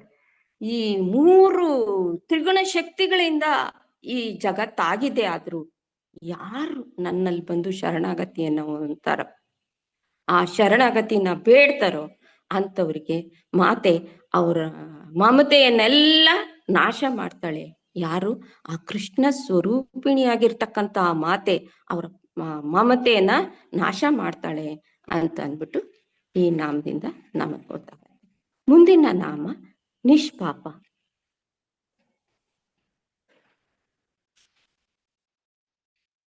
ಮುಂದಿನ ನಾಮ ಪಾಪನಾಶಿನಿ. ನಿಷ್ಪಾಪ ಆಯ್ತು, ಪಾಪನಾಶಿನಿ ಅಂತ ಅಂದ್ಬಿಟ್ಟು ಮಾತೆ ಪಾಪನಾಶಿನಿ ಅಂತ ಹೇಳ್ತಾರೆ. ಅಂತಂದ್ರೆ ಈ ದುಃಖ, ಕ್ಲೇಶ ಅನುಭವಿಸ್ತಾ ಇದ್ವಿ. ಈ ಮನುಷ್ಯ ಅನ್ನೋನು ಈ ದುಃಖ, ಕ್ಲೇಶ ಇವುಗಳಲ್ಲೇ ಅನುಭವಿಸ್ಕೊಂಡೇ ನೊಂದ್ಕೊಂಡು ಹೋಗ್ತಾ ಇದ್ದಾನೆ. ಈ ದುಃಖ ಕ್ಲೇಶ ಅನುಭವಿಸಿ ಇದನ್ಗೆ ಒಂಚೂರು ಪರಿಹಾರ ಕಂಡ್ಕೋಬೇಕಪ್ಪ, ನಂಗೆ ತುಂಬಾ ದುಃಖ ಆಗ್ತಾ ಇದೆ, ಮನಸ್ಸಿಗೆ ಏನೋ ನಂಗೆ ನೆಮ್ಮದಿ ಇಲ್ಲ, ಇದಕ್ಕೇನಾರ ಪರಿಹಾರ ಮಾಡ್ಕೋಬೇಕು ಅಂತ ಅಂದ್ಬಿಟ್ಟು ಅವನ್ ಪೂಜೆ ಪುನಸ್ಕಾರ, ಯಜ್ಞ, ಯಾಗ ಇವನ್ನೆಲ್ಲ ಮಾಡ್ತಾನೆ. ಆದ್ರೆ ಮಾಡಿದ್ರೆ ಏನಾಗತ್ತೆ? ಅವನ ದುಃಖಕ್ಕೆ ಪರಿಹಾರ ಸಿಗ್ಬೋದಷ್ಟೇ. ಅವನಿಗೆ ದುಃಖಕ್ಕೆ ಪರಿಹಾರ ಸಿಗುತ್ತೆ, ಮನಸ್ಸಿಗೆ ಸ್ವಲ್ಪ ನೆಮ್ಮದಿನೂ ಸಿಗುತ್ತೆ. ಆದ್ರೆ ಅವನ ಕರ್ಮ ಅನ್ನೋದು ಹೋಗಲ್ಲ. ಆ ಪಾಪ ಕರ್ಮ ಅನ್ನೋದು ಹಾಗೆ ಇರುತ್ತೆ. ಆ ಪಾಪ ಕರ್ಮ ಅನ್ನೋದು ಇವನ್ ಏನೇ ಪೂಜೆ ಪುನಸ್ಕಾರ ಏನ್ ಮಾಡಿದ್ರು ಕೂಡ ಅದು ಹೋಗಲ್ಲ. ಆ ಪಾಪ ಕರ್ಮ ಹೋಗ್ಬೇಕು ಅಂತಂದ್ರೆ ಏನು ಅದಕ್ಕೆ ಅಂತಂದ್ರೆ ಅದಕ್ಕೂ ಒಂದು ಮಾರ್ಗನ ಭಗವಂತನೇ ತೋರಿಸಿದಾನೆ. ಆ ಪಾಪ ಕರ್ಮನ ನಾವು ಹೋಗ್ಲಾಡ್ಸ್ಕೋಬೇಕು ಅಂತ ಅಂದಾಗ ನಾವೇನ್ ಮಾಡ್ಬೇಕು? ನಾವು ಮಾಡಿರೋ ಅಂತ ಪಾಪ ಕರ್ಮಕ್ಕೆ ನಾವು ಪಶ್ಚಾತ್ತಾಪನ ಪಡ್ತಾ ಹೋಗ್ಬೇಕು. ಆ ದೇವಿ ಮುಂದೆ ನಿಂತು, ಅಮ್ಮ ನಾನೇನೋ ಮಾಡ್ಬಾರ್ದದ ಇಂಥ ಅನಾಚಾರದ ಕೆಲ್ಸವನ್ನ ನಾನ್ ಮಾಡ್ಬಿಟ್ಟಿದ್ದೀನಿ, ನನಗ್ ತಿಳಿದಿರಾ ಇಂಥ ಕೆಲ್ಸನ ಮಾಡಿದ್ದೀನಿ, ಇದನ್ನ ನೀನ್ ಮನ್ನಿಸ್ಬೇಕು, ಕ್ಷಮಿಸಿ ನನ್ಗೆ ಈ ಪಾಪನ ಇದನ್ನ ನಿರ್ನಾಶ ಮಾಡು ಅಂತ ಅಂದ್ಬಿಟ್ಟು ಆ ಮಾತೆ ಮುಂದೆ ಪಶ್ಚಾತ್ತಾಪದಿಂದ ಆ ಮಾತೆನ ಮರೆ ಹೋದ್ರೆ ಏನ್ ಮಾಡ್ತಾಳೆ? ಮಾತೆ ಪಾಪನಾಶನಿಯಾಗಿ ಅದನ್ನ ಪೊರಿತಾಳೆ, ಆ ಪಾಪವನ್ನ ಕಳಿತಾಳೆ. ಅಪರಾಧಂ ಶತಂ ಕೃತ್ವ ಜಗದಂಬೇತಿ ಚೋಚುತ್ತೇನೆ ಅಂತ ಆ ಪಾಪವನ್ನ ತೊರೆದಾಕ್ತಾಳೆ ಆ ಮಾತನ್ನ ನಾವು ಹೇಳಿದಾಗ ಅಂತ ಅಂದ್ಬಿಟ್ಟು ಈ ನಾಮದಿಂದ ನಮ್ಗೆ ತಿಳಿದು ಬರುತ್ತೆ.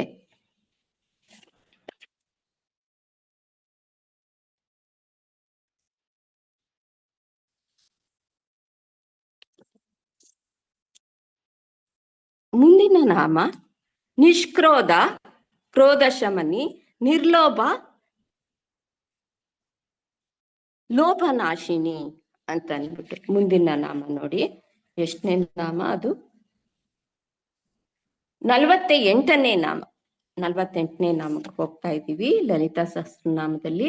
ಅದರಲ್ಲಿ ನಿಷ್ಕ್ರೋಧ ಕ್ರೋಧ ಶಮನಿ, ನಿರ್ಲೋಭ ಲೋಭನಾಶಿನಿ, ನಿಸ್ಸಂಶಯ ಸಂಶಯಗ್ನಿ, ನಿರ್ಭವ ಭವನಾಶಿನಿ ಅಂತ ಅಂದ್ಬಿಟ್ಟು ಇದೆ. ನಿಷ್ಕ್ರೋಧ, ನಿಷ್ಕ್ರೋಧ ಅಂದ್ರೆ ಮಾತೆ ಕ್ರೋಧ ಇಲ್ಲದವಳು, ಮಾತೆಗೆ ಕೋಪ ಅನ್ನೋದೇ ಇಲ್ಲ, ಕ್ರೋಧ ಅನ್ನೋದೇ ಇಲ್ಲ. ಅದೆಲ್ಲ ಯಾರಿಗಿದೆ? ಅದ್ವೇಷ ಇಲ್ದೋಳು. ಇವೆಲ್ಲ ಈ ಅಜ್ಞಾನಿಯಾದ ಜೀವಿಯಲ್ಲಿ ಇವನ್ನೆಲ್ಲ ಕಾಣ್ತೀವಿ. ಅದಕ್ಕೆ ಭಗವದ್ಗೀತೆಯಲ್ಲಿ ಶ್ರೀಕೃಷ್ಣ ಪರಮಾತ್ಮ ಏನ್ ಹೇಳ್ತಾರೆ ಅಂತಂದ್ರೆ, ನನಗೆ ಯಾವುದೇ ಶತ್ರುಗಳಿಲ್ಲ, ಹಾಗೆ ನನ್ಗೆ ಯಾರು ಮಿತ್ರರಿಲ್ಲ ಅಂತ ಅಂದ್ಬಿಟ್ಟು ಭಗವದ್ಗೀತೆಯಲ್ಲಿ ಶ್ರೀಕೃಷ್ಣ ಪರಮಾತ್ಮ ಹೇಳ್ತಾರೆ. ಯಾಕೆಂದ್ರೆ ಅವರಿಗೆ ಆ ರೀತಿಯ ಅಂತ ಒಂದು ಸ್ಥಿತಿ ಅವರಲ್ಲಿ ನಾವು ಕಾಣ್ತೀವಿ. ಅಂದ್ರೆ ಎಲ್ಲರನ್ನು ಏಕಭಾವದಿಂದ ಕಾಣುವಂತ ಆ ಪರಮಾತ್ಮನಲ್ಲಿ ಯಾವ ಶತ್ರು ಇರ್ತಾನೆ, ಯಾವ ಮಿತ್ರ, ಎಲ್ಲರೂ ಒಂದೇ. ಅವನಿಗೆ ಆ ಪರಮಾತ್ಮನಿಗೆ ಎಲ್ಲರೂ ಒಂದೇ ಹಾಗಂತ ಅಂದ್ಬಿಟ್ಟು ಶ್ರೀಕೃಷ್ಣ ಪರಮಾತ್ಮ ಭಗವದ್ಗೀತೆಯಲ್ಲಿ ಹೇಳಿದ್ದಾರೆ. ಈ ಜೀವಿಲ್ ಮಾತ್ರ ಈ ಕ್ರೋಧ ಅನ್ನೋದು, ಈ ಕ್ರೋಧ, ದ್ವೇಷ, ಅಸೂಯೆ ಇವನ್ನೆಲ್ಲ ನಾವು ಕಾಣ್ತಾ ಹೋಗ್ತೀವಿ. ಈ ಕ್ರೋಧ ಅನ್ನೋದು ಯಾಕೆ ಹುಟ್ಟುತ್ತೆ ಈ ಜೀವಿಲಿ ಅಂತ ಅಂದಾಗ, ಅವನು ಏನ್ ಮಾಡ್ತಾನೆ, ಅವನೇನೋ ಒಂದು ವಿಚಾರದ ಬಗ್ಗೆ ನಾನು ಹೀಗೆ ನಡ್ಕೋಬೇಕು, ನನ್ಗೆ ಹೀಗೆ ಆಗ್ಬೇಕು ಅಂತ ಅಂದ್ಬಿಟ್ಟು ಅನ್ಕೊಂಡಿರ್ತಾನ ಆ ವಿಚಾರದ ಬಗ್ಗೆ. ಆ ವಿಚಾರನ ಯಾರು ವಿರೋಧ ಮಾಡ್ತಾರೋ, ನೀನ್ ಮಾಡ್ತಾ ಇರೋದು ಸರಿ ಇಲ್ಲಪ್ಪ, ಇದು ಸರಿಯಾಗಿಲ್ಲ, ನೀನ್ ಮಾಡ್ಬೇಡ ಅಂತ ಯಾರು ಅದನ್ನ ವಿರೋಧ ಮಾಡ್ತಾರೋ ಅವಾಗ ಏನಾಗತ್ತೆ, ಅವನ್ಗೆ ಆ ಕ್ರೋಧ ಅನ್ನೋದು ಅವನ್ಗೆ ಹುಟ್ಕೊಳತ್ತೆ. ಅದಕ್ಕೆ ಆ ಸಂದರ್ಭ ಕೂಡ ಹಾಗೆ ಇರುತ್ತೆ, ಆ ಸಂದರ್ಭನೂ ಹಾಗೆ ಇರುತ್ತೆ. ಅವನ್ ಮಾಡ್ಬೇಡ ಅಂತ ಹೇಳ್ತಾನೆ, ಅವಾಗ ಏನಾಗತ್ತೆ, ಅವನಲ್ಲಿ ಕೋಪ ಅನ್ನೋದು ಜಾಸ್ತಿ ಆಗೋಗುತ್ತೆ. ಅಂತಂದ್ರೆ ತನ್ನ ಮನಸ್ಸಿನಲ್ಲಿ ಏನ್ ಅನ್ಕೊಂಡಿರ್ತಾನೋ ಅದೇ ರೀತಿ ನಡಿಬೇಕು ಅವನ್ಗೆ. ಆ ಮನಸ್ಸಿನ ರೀತಿಯನ್ನು ಬೇರೆಯವರು ತಪ್ಪು ಅಂತ ಹೇಳ್ದಾಗ ಏನಾಗುತ್ತೆ, ಅವನಿಗೆ ಕೋಪ ಬರುತ್ತೆ. ಇದಕ್ಕೊಂದು ಒಳ್ಳೆ ಉದಾಹರಣೆ ಅಂತಂದ್ರೆ ಹಿರಣ್ಯಕಶಿಪು.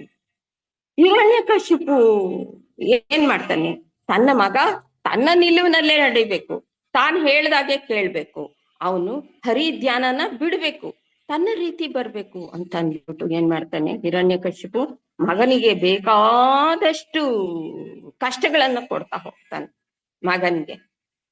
ಆ ಕಷ್ಟಗಳನ್ನೆಲ್ಲ ಮಗ ಅನುಭವಿಸ್ತಾನೆ. ಕೊನೆಗೆ ಇವನ್ನೆಲ್ಲ ಕಷ್ಟನ ಅನುಭವಿಸಿದ್ರು ಅವನ್ನ ಬಿಡಲ್ಲ.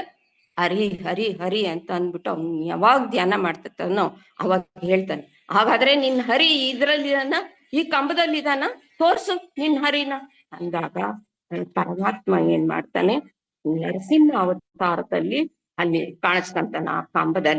ಆ ಕಂಬದಲ್ಲಿ ಕಾಣಿಸ್ಕೊಂಡಾಗ ನಿನ್ಗೆ ಭಯ ಅನ್ನೋದು, ಅಂತ ಅವತಾರ ಉಗ್ರಾವತಾರದಲ್ಲಿ ಯಾವಾಗ ಆ ಪರಮಾತ್ಮ ಆ ಕಂಬದಲ್ಲಿ ಕಾಣಿಸ್ಕೊತಾನೋ ಅವಾಗ ಏನಾಗತ್ತೆ, ಇವನ್ಗೆ ಭಯ ಅನ್ನೋದು ಉಟ್ಕೊಂಡ್ಬಿಡುತ್ತೆ. ಆ ವೇಷನ ಆ ರೂಪನ ನೋಡ್ತಾನೆ ಇವನ್ಗೆ ಭಯ ಅನ್ನೋದು ಹುಟ್ಕೊಳ್ಳುತ್ತೆ. ಆ ಕ್ರೋಧದಿಂದ ಅವನ್ಗೆ ಆ ರೀತಿ ಕಾಣುತ್ತೆ. ಆ ಭಯ ಅನ್ನೋದು ಆ ಭಗವಂತನಲ್ಲಿ ಕಾಣುತ್ತೆ. ಅದೇ ಭಯ ಆ ಪ್ರಹ್ಲಾದನ್ಗೆ ಯಾವ ರೀತಿ ಕಾಣುತ್ತಪ್ಪ ಅಂತಂದ್ರೆ, ಅವನು ದಿವ್ಯ ಮಂಗಳ ಸ್ವರೂಪದಿಂದ ಆ ಪರಮಾತ್ಮನನ್ನ ನೋಡ್ತಾನೆ. ಅದೇ ರೂಪನ ಅವನಿಗೆ ಆ ರೂಪ ಭಯವಾಗಿ ಕಂಡ್ರೆ ಇವನ್ಗೆ ದಿವ್ಯ ಮಂಗಳ ಸ್ವರೂಪವಾಗಿ ಈ ಪ್ರಹ್ಲಾದನ್ಗೆ ಕಾಣುತ್ತೆ.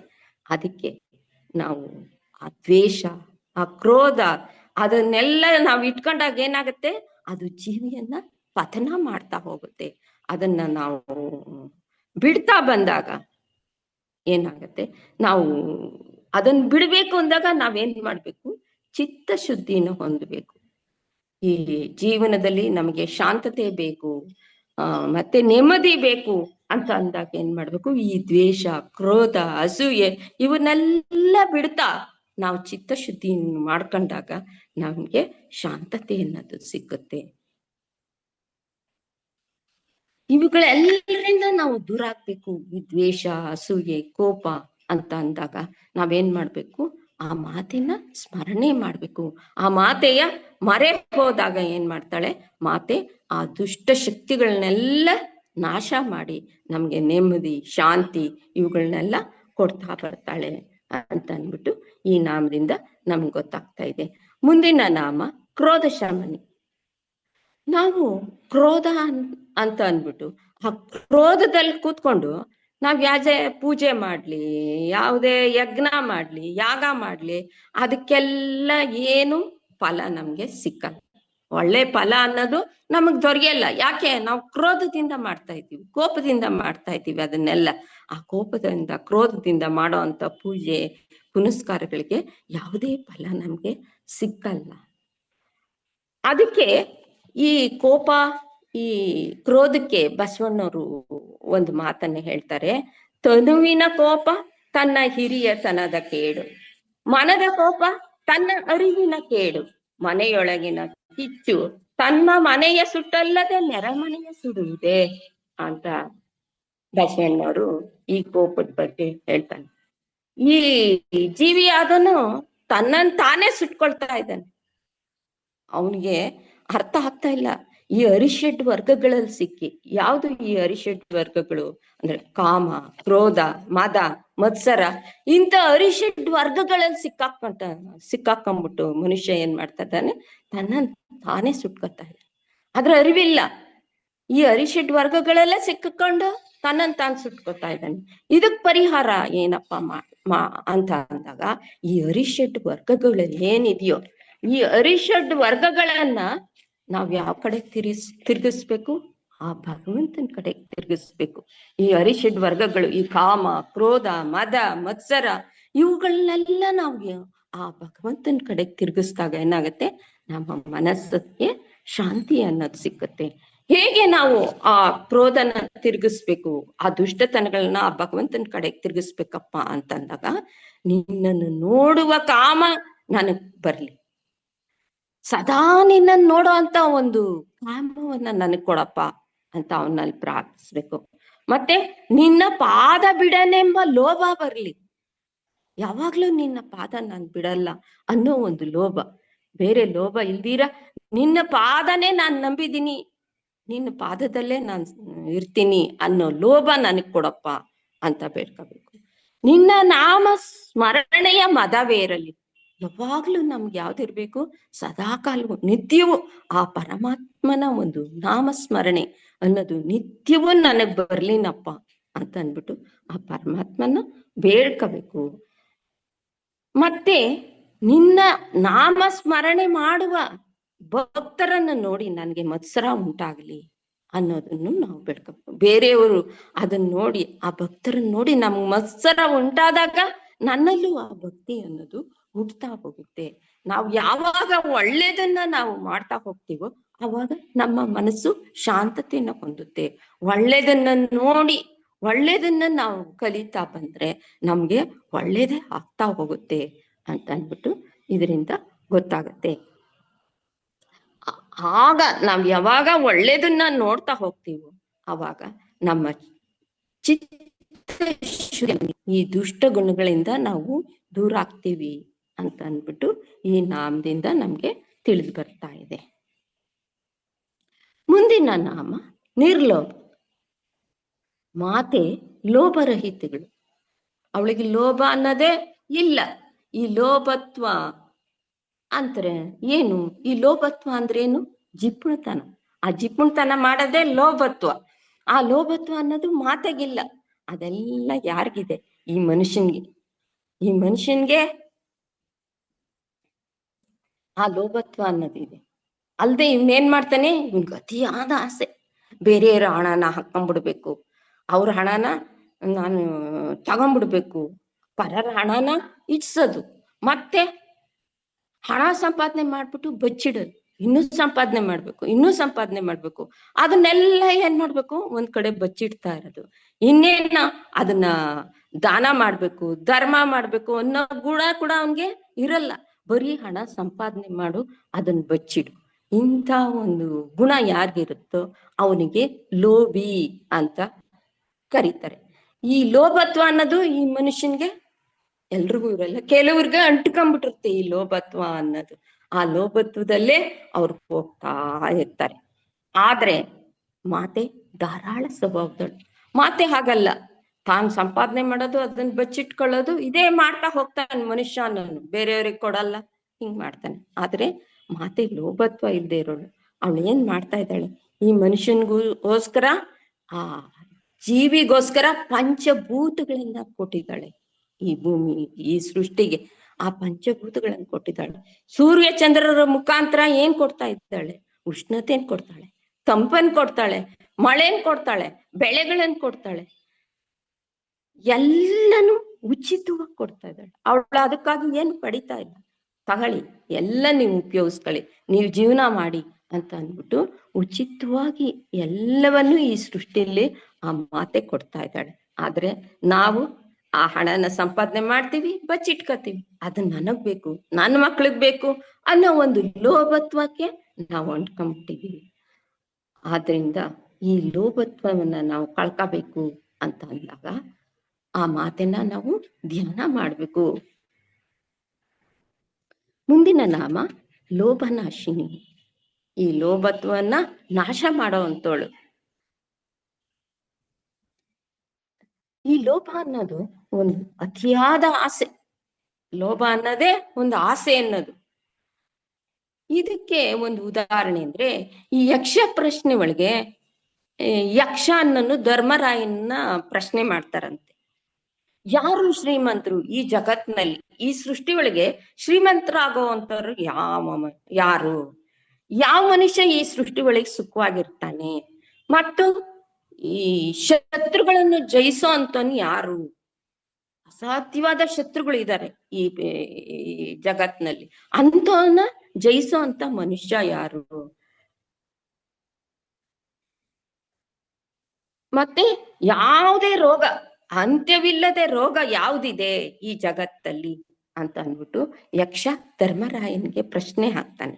ಆಗ ಹೇಳ್ತಾರೆ ಧರ್ಮರಾಯರು, ಕಾಮವನ್ನ ಯಾರು ಬಿಡ್ತಾರೋ, ಈ ಕಾಮ ಅನ್ನೋದೇ, ಆಸೆ ಅನ್ನೋದೇನಿದೆ, ಇದನ್ನ ಯಾರು ಬಿಡ್ತಾರೋ ಈ ಕಾಮನ, ಆ ಕಾಮನ ಬಿಟ್ಟೋರೆ ಅವರು ಧನಿಕರಾಗ್ತಾರೆ, ಶ್ರೀಮಂತರಾಗ್ತಾರೆ ಅಂತ ಅಂದ್ಬಿಟ್ಟು ಹೇಳ್ತಾರೆ. ಮತ್ತೆ ಲೋಭವನ್ನ ಬಿಟ್ಟೋರು, ಆ ಹಣನೆಲ್ಲ ಕೂಡಿಟ್ಕೊಳ್ಳೋದು, ದಾನ ಧರ್ಮ ಇಲ್ಲದೆ ಇರೋದು, ಈ ಲೋಭತ್ವ ಏನಿದ್ಯೋ ಇದನ್ ಬಿಡ್ಬೇಕು ಈ ಮನುಷ್ಯ. ಈ ಲೋಭತ್ವವನ್ನು ಬಿಟ್ಟಾಗ್ಲೇ ಅವನ್ ಸುಖಿ ಆಗೋದು. ಇಲ್ಲ ಅಂತಂದ್ರೆ ಏನಾಗತ್ತೆ, ಅವನ್ ಮನಸ್ಸಿನಲ್ಲಿ ಯಾವಾಗ್ಲೂ ಅಯ್ಯಪ್ಪ ನಾನು ಹಣ ಕೂಡಿಡ್ಬೇಕು, ಏನಾರ ₹1 ಎಲ್ಲಾರ ಖರ್ಚು, ಅಯ್ಯೋ ₹6 ಹೊಟ್ಟೈತೆ, ನನ್ನ ಹತ್ರ ಇದ್ದಿದ್ದು ಆ ದುಡ್ಡು ಹೊಟ್ಟೈತೆ, ಯಾವ್ದಕ್ಕೋ ಖರ್ಚು ಮಾಡ್ಬಿಟ್ನಲ್ಲ, ಅದನ್ನ ಹೇಗ್ ನಾನು ಸಂಪಾದನೆ ಮಾಡೋದು ಅನ್ನೋ ಒಂದು ಇದು ಮನಸ್ಥಿತಿ ಅವಾಗ ಅವನ್ನ ಕೊರಿತಾ ಇರುತ್ತೆ. ಆ ಶಾಂತತೆನೇ ಅವನಲ್ಲಿ ಇರಲ್ಲ. ಆ ಲೋಭತ್ವ ಆ ಶಾಂತತೆನ ಕಿತ್ಕೊಂಡ್ಬಿಡುತ್ತೆ. ಆದ್ರಿಂದ ಆ ಶಾಂತತೆ ದೊರಿಬೇಕಾದ್ರೆ ಅದಕ್ಕೆ ಆ ಲೋಭವನ್ನ ಬಿಡ್ಬೇಕು. ಅವನ್ ಸುಖವಾಗಿರ್ಬೇಕು ಅಂತಂದ್ರೆ ಸಮಾಧಾನವಾಗಿರ್ಬೇಕು ಅಂದ್ರೆ ಆ ಲೋಭತ್ವವನ್ನ ಅವನು ಬಿಡಬೇಕು. ಆಮೇಲೆ ಅನಂತವಾದ ಗುಣವಾಗದ ಶತ್ರು ಯಾರಪ್ಪ, ನಮ್ಮಲ್ಲೇ ಇದ್ದಾನೆ ಆ ಶತ್ರು. ಆ ಶತ್ರು ಯಾರಪ್ಪ ಅಂದ್ರೆ ಕೋಪ. ನಾವು ಸದಾ ಕಾಲ ಕೋಪ ಮಾಡ್ಕೊಳ್ತಾ ಇದ್ರೆ ಮನೆಯವ್ರು ಕೂಡ ನಮ್ ಶತ್ರು ಆಗ್ಬಿಡ್ತಾರೆ, ಹೆಂಡತಿ ಕೂಡ ಶತ್ರು ಆಗ್ಬಿಡ್ತಾಳೆ. ಏನಪ್ಪ ಈ ತರ ಯಾವಾಗ್ಲೂ ಹೀಗ್ ಮಾತಾಡ್ತಾ ಇರ್ತಾನೆ, ಇಷ್ಟನೇ ಬರಲ್ಲ, ಅವನ್ ಮಾತಾಡ್ಸಕ್ಕೂ ಇಷ್ಟ ಬರಲ್ಲ, ಅವನ್ ಸೇವೆ ಮಾಡಕ್ಕೂ ಇಷ್ಟ ಬರಲ್ಲ, ಆ ರೀತಿ ಆಗೋಗುತ್ತೆ. ಆ ಶತ್ರು ಅನ್ನೋದು ಬೇರೆ ಕಡೆನೇ ಇರಲ್ಲ, ಮನೆ ಒಳಗೆ ಉಟ್ಕೊಂಡ್ಬಿಡ್ತಾರೆ. ಆದ್ರಿಂದ ಆ ಕೋಪ ಅನ್ನೋದೇ ಆ ಮನುಷ್ಯನ್ಗೆ ಶತ್ರುವಾಗುತ್ತೆ. ಆದ್ರಿಂದ ಅವನು ಅತಿಯಾದ ಒಂದು ಕೋಪ ಏನಿದೆ ಅದನ್ನ ಅವನು ಬಿಡ್ಬೇಕಾಗತ್ತೆ. ಆಮೇಲೆ ಅತಿಯಾದ ಆಸೆ, ಆ ಆಸೆನ ಬಿಟ್ರೇನೆ ಆ ರೋಗ ಅನ್ನೋದು, ನಮ್ಗೆ ಅನಂತವಾದ ರೋಗ ಏನಿದೆ ಮನುಷ್ಯನ್ಗೆ, ಆ ರೋಗನ ನಾವು ಮಾಡ್ಕೋಬೇಕು ಅಂದ್ರೆ ಅತಿಯಾದ ಆಸೆ. ಸಾಕಪ್ಪ, ದೇವ್ರು ನಂಗೆ ಇಷ್ಟು ಕೊಟ್ಟಿದ್ದಾನೆ, ಇಷ್ಟರಲ್ಲೇ ನಾನು ಜೀವನ ಮಾಡೋಣ ಅಂತ ಅಂದ್ಬಿಟ್ಟು ಅಷ್ಟರಲ್ಲೇ ಅವ್ನ ಜೀವನ ಮಾಡ್ಕೊಂಡು ಹೋದ್ರೆ ಅವನ್ ಸುಖವಾಗಿರ್ತಾನೆ. ಇಲ್ಲ, ನಂಗೆ ಇನ್ನೂ ಬೇಕು, ನಾನು ಇನ್ನೂ ಸಂಪಾದನೆ ಮಾಡ್ಬೇಕು, ನಾನು ಸಾಯೋವರೆಗೂ ಸಂಪಾದನೆ ಮಾಡ್ತಾನೆ ಇರ್ಬೇಕು ಅಂತ ಅಂದ್ಬಿಟ್ಟು ಆ ಮೋಹದಲ್ಲಿ ಬೀಳ್ತಾನಲ್ಲ, ಅವಾಗ ಅವನು ಸುಖವಾಗಿರೋದಕ್ಕೆ ಸಾಧ್ಯನೇ ಇಲ್ಲ. ಈ ಮನುಷ್ಯನ ಸ್ವಭಾವ ಏನಪ್ಪಾ ಅಂತಂದ್ರೆ, ನಾನ್ ಕೂಡಿಡ್ಬೇಕು, ನಾನು ಹಣ ಸಂಪಾದನೆ ಮಾಡ್ಬೇಕು ಅನ್ನೋದು ಈ ಮನುಷ್ಯನ ಸ್ವಭಾವ. ಅಯ್ಯೋ, ನಾನು ಇನ್ನೂ ಒಂದ್ 4 ಸೈಟ್ ತಗೋಬೇಕು, ಅವಿದ್ರೆ ಮುಂದೆ ನನ್ ಮಕ್ಳಿಗಾಗತ್ತೆ, ನನ್ ಮೊಮ್ಮಕ್ಳಿಗಾಗತ್ತೆ ಅಂತ ಅನ್ಬಿಟ್ಟು ಏನೋ ಕಷ್ಟಪಟ್ಟು ಏನೋ ಕೆಲಸ ಮಾಡಿ ಏನೋ ಯಾವ್ದ್ರಲ್ಲೋ ಸೆಕ್ಕಾಕೊಂಡಾದ್ರೂ ನಾವು ಅದನ್ನೆಲ್ಲ ಸಂಪಾದನೆ ಮಾಡ್ತೀವಿ. ಆದ್ರೆ ಒಂದು ಯಾರೋ ಬಂದು ಬಡವ ಕೇಳ್ತಾನೆ, ಆ ಬಡವನಿಗೆ 1 ರೂಪಾಯಿ ಕೊಡುವಂತ ಮನೋಭಾವ ಇರಲ್ಲ. ಆದ್ರೆ ಎಲ್ಲನೂ ಸಂಪಾದನೆ ಮಾಡಿ ಕೂಡಿಡ್ತಾ ಹೋಗ್ತೀವಿ. ಕೂಡಿಟ್ಟು ಏನ್ ಪ್ರಯೋಜನ? ಇದನ್ನೆಲ್ಲ ಕೂಡಿಡೋದ್ರಿಂದ ನಾವು ಅನುಭವ್ಸಕ್ ಸಾಧ್ಯನಾ? ಮುಂದೆ ಅನುಭವ್ಸಕ್ಕೆ ಸಾಧ್ಯನೇ ಇಲ್ಲ. ನಾವು ಕೂಡಿಟ್ಟ ಹಣನ ನಾವು ತಿನ್ನಕ್ಕಾಗಲ್ಲ. ಇದಕ್ಕೊಂದು ಉದಾಹರಣೆ ಅಂತ ಅಂದ್ರೆ ಜೇನುನೊಣ. ಈ ಜೇನುನೊಣ ಏನ್ ಮಾಡುತ್ತಪ್ಪ ಅಂತಂದ್ರೆ, ಎಲ್ಲೆಲ್ಲೋ ಹಾರ್ಕೊಂಡು ಹೋಗುತ್ತೆ ಪಾಪ, ಎಲ್ಲೆಲ್ಲೋ ಹಾರ್ಕೊಂಡೋಗಿ ಎಲ್ಲೆಲ್ಲಿಂದನೋ ಮಧುರ ಎಲ್ಲ ತಗೊಂಬಂದು ಆ ಗೂಡು ಕಟ್ಟುತ್ತೆ, ಜೇನು ಗೂಡನ್ನು ಕಟ್ಟುತ್ತೆ. ಆದ್ರೆ ಅದು ಆ ಜೇನ್ನ ಸವಿಯುತ್ತಾ? ಇಲ್ಲ. ಆ ಜೇನ್ನ ಕಿತ್ಕೊಂಡೋಗ, ಹಾ ಎಷ್ಟ್ ಚೆನ್ನಾಗಿದೆ ಈ ಜೇನುತುಪ್ಪ ಅಂತ ತಿನ್ನೋರೇ ಬೇರೆ. ಆ ರೀತಿ ನೀನೇ ಕಷ್ಟಪಟ್ಟು ಏನೇ ಮಾಡಿ ಹಣ ಸಂಪಾದನೆ ಮಾಡಿದ್ರು ಕೂಡ ಅದನ್ನ ನೀನು ಅನುಭವ್ಸಕ್ಕಾಗಲ್ಲ. ಅದರಿಂದ ಎಷ್ಟಿದೆಯೋ ಅಷ್ಟರಲ್ಲೇ ತೃಪ್ತನಾಗಿ ಈ ಜೀವನವನ್ನ ನೀನ್ ಪೂರ್ಣ ಮಾಡ್ಕೋ. ನಿನ್ನ ಜೀವನದಲ್ಲಿ ಅಜ್ಞಾನವನ್ನ ಮರೆತು ಜ್ಞಾನವನ್ನ ಪಡ್ಕೋ ಅಂತ ಅನ್ಬಿಟ್ಟು ಈ ನಾಮ ತಿಳಿಸ್ತಾ ಇದೆ. ಮುಂದಿನ ನಾಮ ನಿಸ್ಸಂಶಯ ಅಂತ ಇದೆ. ನಿಸ್ಸಂಶಯ ಅಂತ ಅಂದ್ರೆ ಅನುಮಾನ, ಭ್ರಾಂತಿ, ಕಳವಳ ಇವೆಲ್ಲ ಮನುಷ್ಯನ್ಗಿರೋ ಅಂಥದ್ದು. ಈ ಮನುಷ್ಯನಲ್ಲಿರೋ ಇಂಥ ಗುಣಗಳನ್ನೆಲ್ಲ ಆ ಲಲಿತೆ ಏನ್ ಮಾಡ್ತಾಳೆ? ನಾಶ ಮಾಡ್ತಾಳೆ. ಆ ಲಲಿತೆಯನ್ನ ನಾವು ಪ್ರಾರ್ಥನೆ ಮಾಡಿದಾಗ, ಅವಳನ್ನ ಸ್ಮರಿಸ್ಕೊಂಡಾಗ ಏನಾಗುತ್ತೆ? ಅದೆಲ್ಲ ನಾಶ ಮಾಡ್ತಾಳೆ. ಈ ಅನುಮಾನ ಅನ್ನೋದು ಈ ಜೀವಿಗೆ ಅಂಟ್ಕೊಂಡ್ ಬಂದ್ಬಿಟ್ಟಿರುತ್ತೆ. ಕೆಲವರಲ್ಲಂತೂ ಅನುಮಾನ ಅನ್ನೋದು ಹೆಜ್ಜೆ ಹೆಜ್ಜೆಗೂ ನಾವು ನೋಡ್ತಾ ಹೋಗ್ತೀವಿ ಅನುಮಾನ ಅನ್ನೋದನ್ನ. ಆ ಹೆಜ್ಜೆ ಹೆಜ್ಜೆಗೂ ಅನುಮಾನ ಪಡೋರು ಇರ್ತಾರಲ್ಲ, ಅವ್ರಿಗೆ ಈ ಲೋಕದಲ್ಲೂ ಸಿಕ್ಕಲ್ಲ ಸುಖ, ಪರಲೋಕಕ್ಕೆ ಹೋದ್ರು ಅವ್ರಿಗೆ ಸುಖ ಅನ್ನೋದು ಸಿಕ್ಕಲ್ಲ. ಯಾಕೆಂದ್ರೆ ಎಲ್ಲ ಕಡೆ ಅವ್ರು ಅನುಮಾನದಿಂದ ನೋಡ್ತಾ ಇರ್ತಾರೆ. ಅವ್ರಿಗೆ ಸುಖ ಅನ್ನೋದು ಎಲ್ಲಿ ಸಿಕ್ಕುತ್ತೆ? ಇಲ್ಲಿ ನೋಡಿದ್ರೆ ಹೆಂಡತಿ ಮಕ್ಳು ಎಲ್ಲ ಇರ್ತಾರೆ, ಅವ್ರುಗಳ್ನು ಕೂಡ ಇವ್ನು ಸಂದೇಹವಾಗಿ ನೋಡ್ತಾ ಇದ್ದಾಗ ಇವನಿಗೆ ಸುಖ ಎಲ್ಲಿ ಸಿಕ್ಕತ್ತೆ? ಸುಖ ಅನ್ನೋದು ಇಲ್ಲೂ ಸಿಕ್ಕಲ್ಲ, ಮತ್ತು ಇಹಲೋಕದಲ್ಲೂ ಇಲ್ಲ, ಪರಲೋಕದಲ್ಲೂ ಇಲ್ಲ. ಹಾಗೆ ಅವನು ಒದ್ದಾಡ್ತಾ ಇರ್ಬೇಕು. ಯಾರು?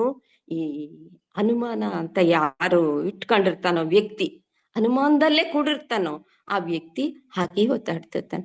ಮತ್ತೆ ಅವನು ಒಂದು ಜ್ಞಾನವನ್ನ ಹೊಂದಬೇಕು ಅಂತಂದ್ರೆ, ಈ ಪರಮಾತ್ಮನ ಜ್ಞಾನ ಏನಿದೆಯೋ ಆ ಜ್ಞಾನವನ್ನ, ಆ ಜ್ಞಾನದ ವಿಷಯದ ಹೊಂದಬೇಕು ಅಂದಾಗ ಅದ್ರ ವಿಷಯದಲ್ಲೂ ಕೂಡ ಅವನು ಅನುಮಾನನ ಪಡ್ತಾ ಹೋಗ್ತಾನೆ.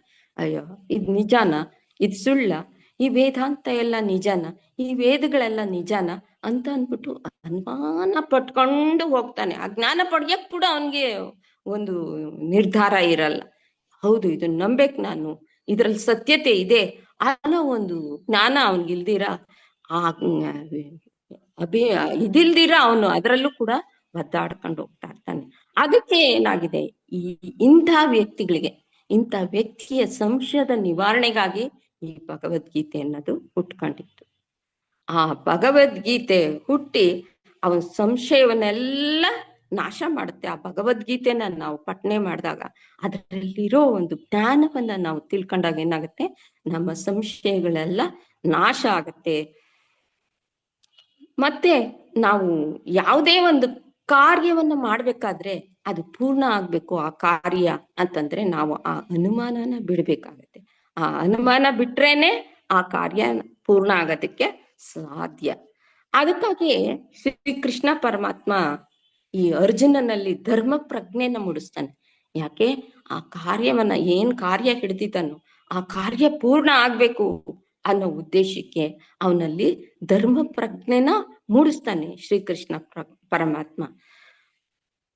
ಮತ್ತೆ ನಾವು ಏನ್ ಈ ಸಮಾಜದಲ್ಲಿ ಒಂದು ಪುರುಷಾರ್ಥ ಅಂತ ಒಂದು ಇದೆಯೋ, ಧರ್ಮ, ಅರ್ಥ, ಕಾಮ, ಮೋಕ್ಷ ಅನ್ನೋ 4 ಪುರುಷಾರ್ಥಗಳಿದೆ. ಆ ಪುರುಷಾರ್ಥಗಳನ್ನು ಕೂಡ ನಾವು ಹೊಂದಕ್ ಸಾಧ್ಯ ಇಲ್ಲ.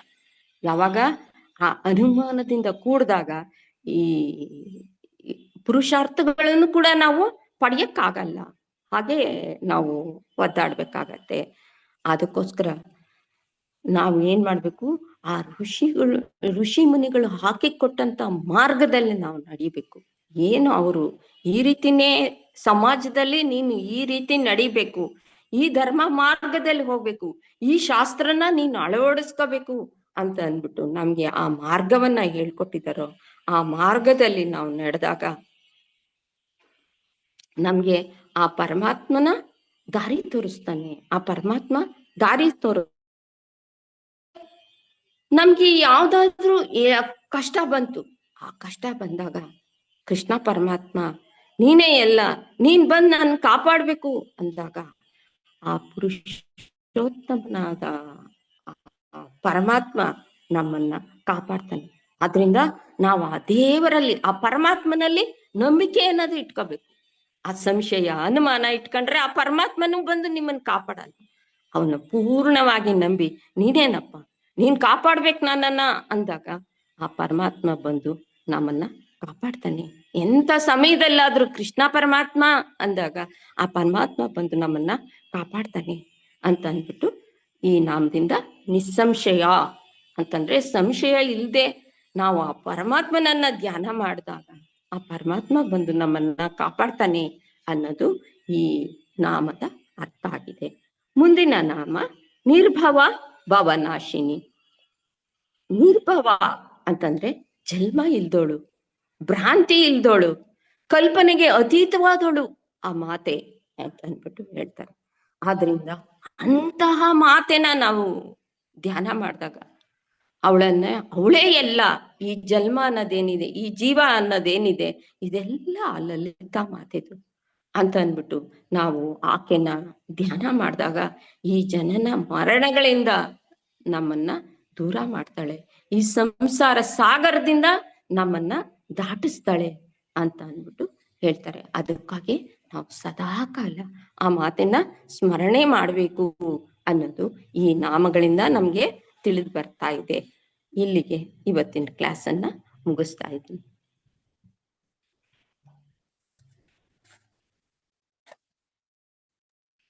ಧನ್ಯವಾದಗಳು ಶೀಲಾಜಿ. ಧನ್ಯವಾದ. ಹಾ,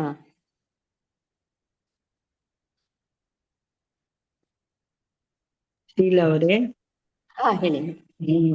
ನಾವು ಇವತ್ತು ತುಂಬಾ ಪುಟ್ಟ ಮಕ್ಕಳಾಗಿದ್ದೀವಿ ಅಂತ ಅನ್ನಿಸ್ತಾ ಇದೆ. ಎಷ್ಟು ಚೆನ್ನಾಗಿ ಮಕ್ಕಳಿಗೆ ಕತೆ ಹೇಳಿ ಕತೆ ಮೂಲಕ ನೀವು ಅರ್ಥ ಮಾಡ್ಸಿದ್ರಿ ಅಂದ್ರೆ ಇವತ್ತು ಎಲ್ಲಾರ್ಗೂ ಎಲ್ಲ ಗೊತ್ತು, ಅಹಂಕಾರ ಗೊತ್ತು, ಮೋಹ ಗೊತ್ತು, ಎಲ್ಲ ಅಂದ್ರೆ ಏನು ಅಂತ ಗೊತ್ತು. ಅದನ್ನ ಹೆಂಗ್ ಬಿಡ್ಬೇಕು ಅನ್ನೋದನ್ನ ಈ ನಾಮಗಳಿಂದ ಗೊತ್ತಾಗ್ತಾ ಇದೆ.